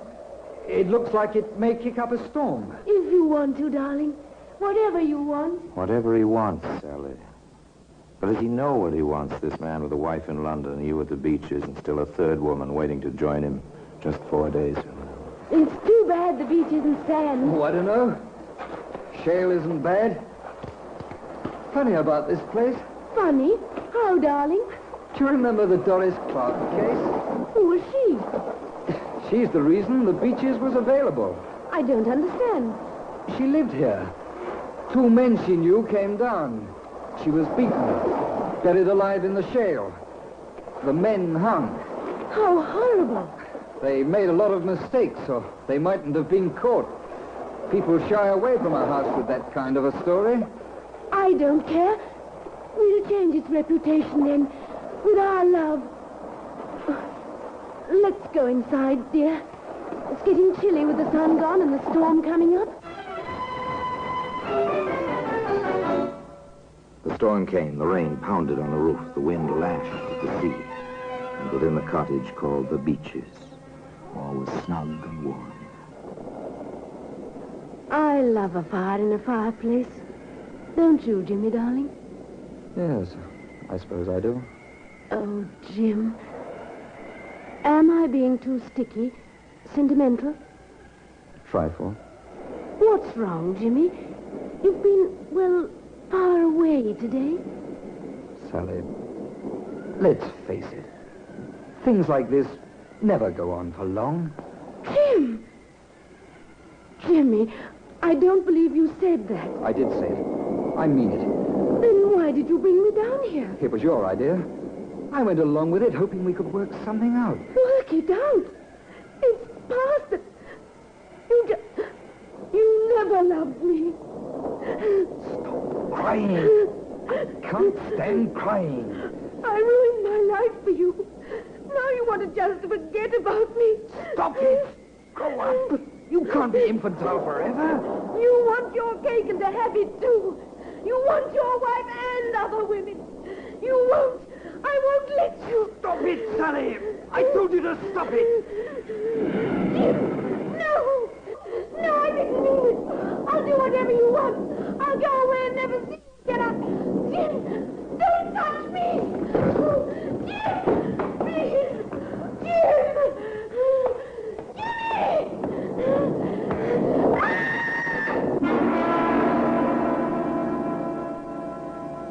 The scene was set, save for one vital piece of evidence. A black Gladstone bag, which can be seen today in the Black Museum. In just a moment, we will continue with The Black Museum, starring Orson Welles.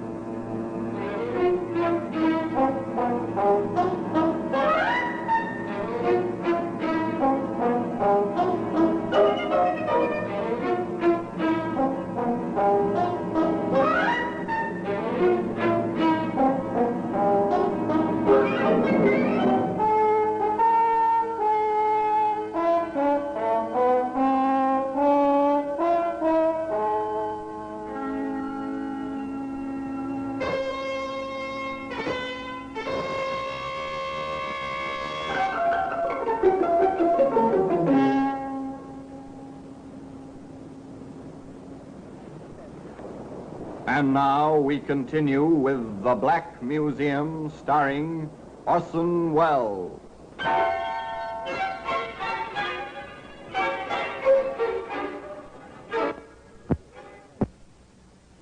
Friday, the 16th of April, dawned fine and clear.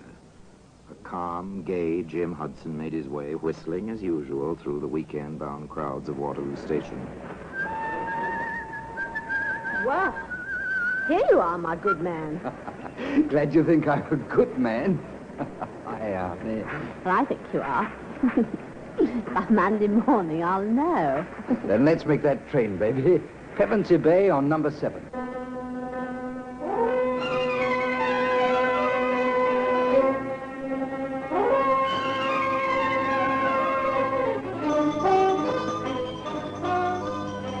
The train to Pevensey Bay was none too fast for Jim and Rhoda. It was a fine spring day. It was a beautiful spring evening. Moonlight made the rollers on the beach gleam with a lovely phosphorescence. On the porch of the cottage, known as the Beaches.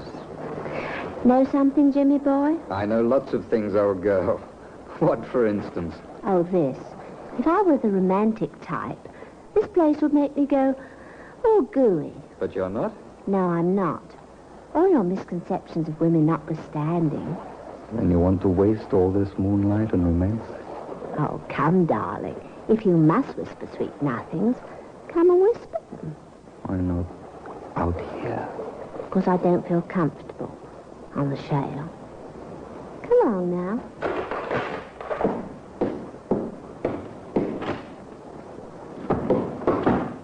always let the woman have her way, particularly after she's cooked a beautiful dinner. Here now. I'm the only beautiful thing around here this weekend. You are, Rhoda. Wow. What a way you have. In here, darling. No, not in there. It's a spare room, not made up. I want to see it. Oh, nothing in there. Are you going to deny me anything, darling? It's locked. Oh, Jimmy. No. Say, what are you? Bluebeard or something? Maybe I am.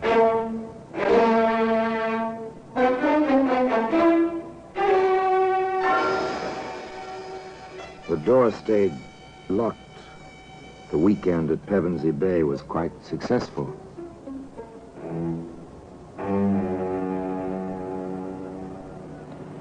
But now, the scene changes to a London street lined with somewhat shabby buildings which house somewhat shabby offices. Into one of those buildings, a woman hurries almost furtively. She climbs the stairs, one flight, walks into an office, door of which announces in gold lettering, Cross Detective Agency. You are Mr. Cross? I am. What can I do for you, Mrs. Mrs.? My ring. Yes, an old trick. You sit down, won't you? Thank you. My name is Lillian Hudson, Mrs. Lillian Hudson. I see. Well, how can I help you? I want some information on my husband, James Hudson. Go on, please. I saw your advertisement. Were you formerly with Scotland Yard? I was. Advancement seems slow. I'm working for myself now. Yes. Well, I have reason to believe that my husband has been, seeing other women. And you want me to get the evidence? I think so. A divorce action? Perhaps. It depends on the results. And you want to stay in the background? For the present. Have you anything on which I can start? An address? A lead of any kind? I have this. A baggage check. Waterloo Station baggage storage.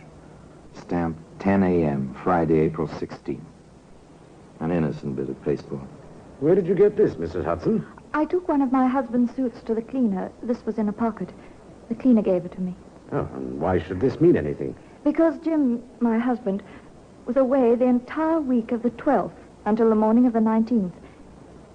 It came to me, if he had told the truth, how could he have checked something at Waterloo on the 16th if he were out of town all that week? An interesting observation, Mrs. Hudson. Well, suppose I go over to Waterloo Station and pick up whatever was checked there. Oh, and sorry to mention this, but it is customary to have a retainer, you know. Private Detective Cross, once of Scotland Yard, went on over to Waterloo Station and presented the baggage check. A short while later, he arrived in the office of Inspector Henley at the Yard. Oh, yes, Cross. I remember you now. Thank you, Inspector. You were with us once, weren't you? Yes, sir. There are times, Cross, when I wish I had the gumption to strike out on my own. Too late now, however. And there are times, Inspector, when I wish I'd stayed on here. However... Yes, to each his own, and the grass is always greener, and so on. Well, Sergeant Anderson said you wanted to show me something. Oh, yeah, this, sir. This Gladstone bag. Looks perfectly normal. Locked, I see. Yes, if you look inside, Inspector, just pry the two halves apart at one end, as I did. Yes, I see. Odd objects to have in a valise. Not if one had every intention of disposing of them, Inspector. You're probably right about that. Seems like some silk or something. And badly stained. If I were a gambling man, I'd give 10 to 1 the stains of blood, sir. And it wouldn't be much of a gamble. Any ideas on what the metal objects are? Well, I flashed my penlight in there, sir. One is a carving knife, and the other is a carpenter's saw. I see. How did you come into possession of this bag, Cross? Mrs. Hudson found the check for it in her husband's pocket. She says the cleaner found it. I doubt that. Divorce action, I assume. Correct, sir. I understand. Well, my suggestion is this. We'll give you another stub. Give it to Mrs. Hudson and have her place it in her husband's pocket. When he comes back for the bag, we'll have a man ready to pick him up. It seems to me this little matter bears further investigation. So simple, so quietly effective. Just place a check for baggage in a man's pocket. When he comes to claim his Gladstone bag. Yes, sir. Oh, here's my check. It's a brown Gladstone. Left it 3 days ago. Just a moment, sir. Sergeant Anderson, sir. Yes? It's the check you've been waiting for, that fella there, whistling. Thank you. Give him the bag. I'll speak to him. Yes, that's my bag. Oh, that'll be 2 and 6, sir, for overtime storage. Oh, here we are. Thank you, sir. Glad to oblige. Excuse me, sir. You James Hudson? That's right. Who are you? Sergeant Anderson, Scotland Yard. My credentials. If you'd be good enough to come with me. What for? Inspector Henley would like to see you. He's waiting at the police station just a block or two from the station here. Well, I've got my bag here. Couldn't it wait tomorrow, or... That's all right, Mr. Hudson. I'll carry your bag.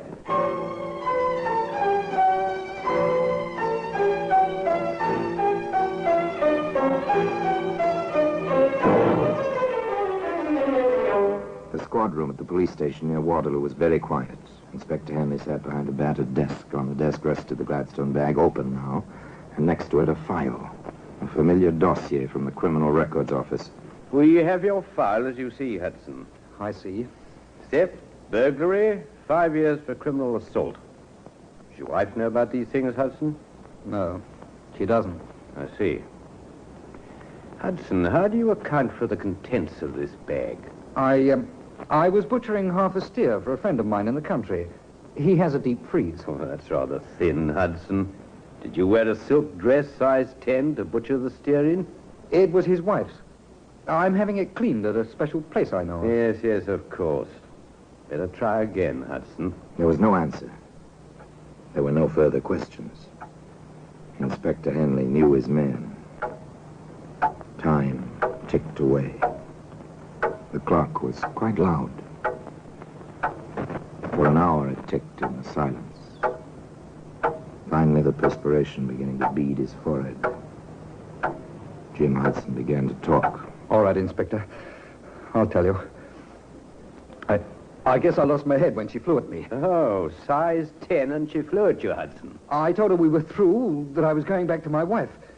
She heaved the coal scuttle. Then it was at the beaches at Pevensey Bay on April 13th, sir. She grabbed the poker. I defended myself. We had a devil of a struggle. She fell, struck her head on the andiron. She was dead.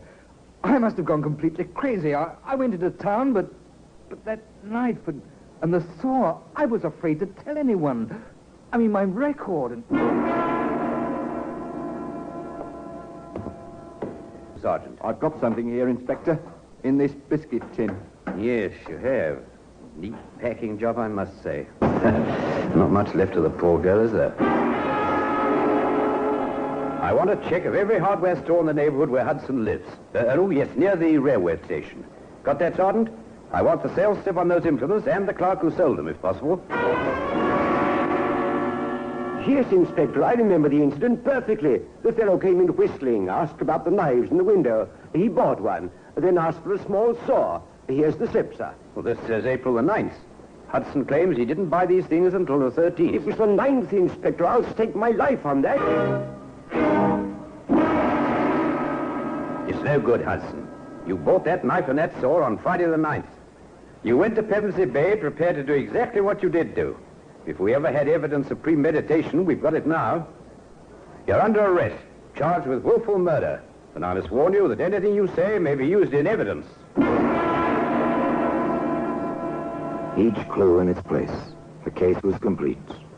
Closed as tightly as that same Gladstone bag, which can be found today in the Black Museum. Orson Welles will be back with you in just a moment.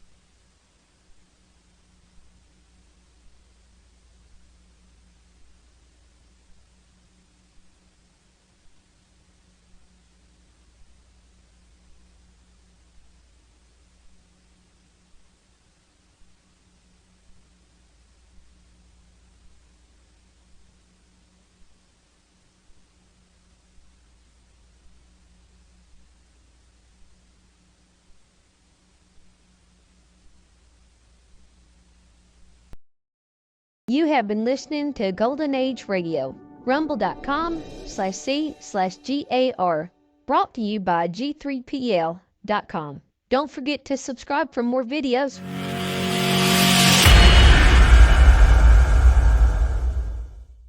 I would like to extend my sincere gratitude to Old Time Radio Research Group for their remarkable efforts in preserving and archiving the captivating world of old time radio programs. Their dedication to safeguarding these precious audio gems ensures that future generations can relish the enchanting stories, music, and entertainment of the past. Their invaluable contribution allows us to step back in time and experience the magic of radio history firsthand. Their link is in the description below.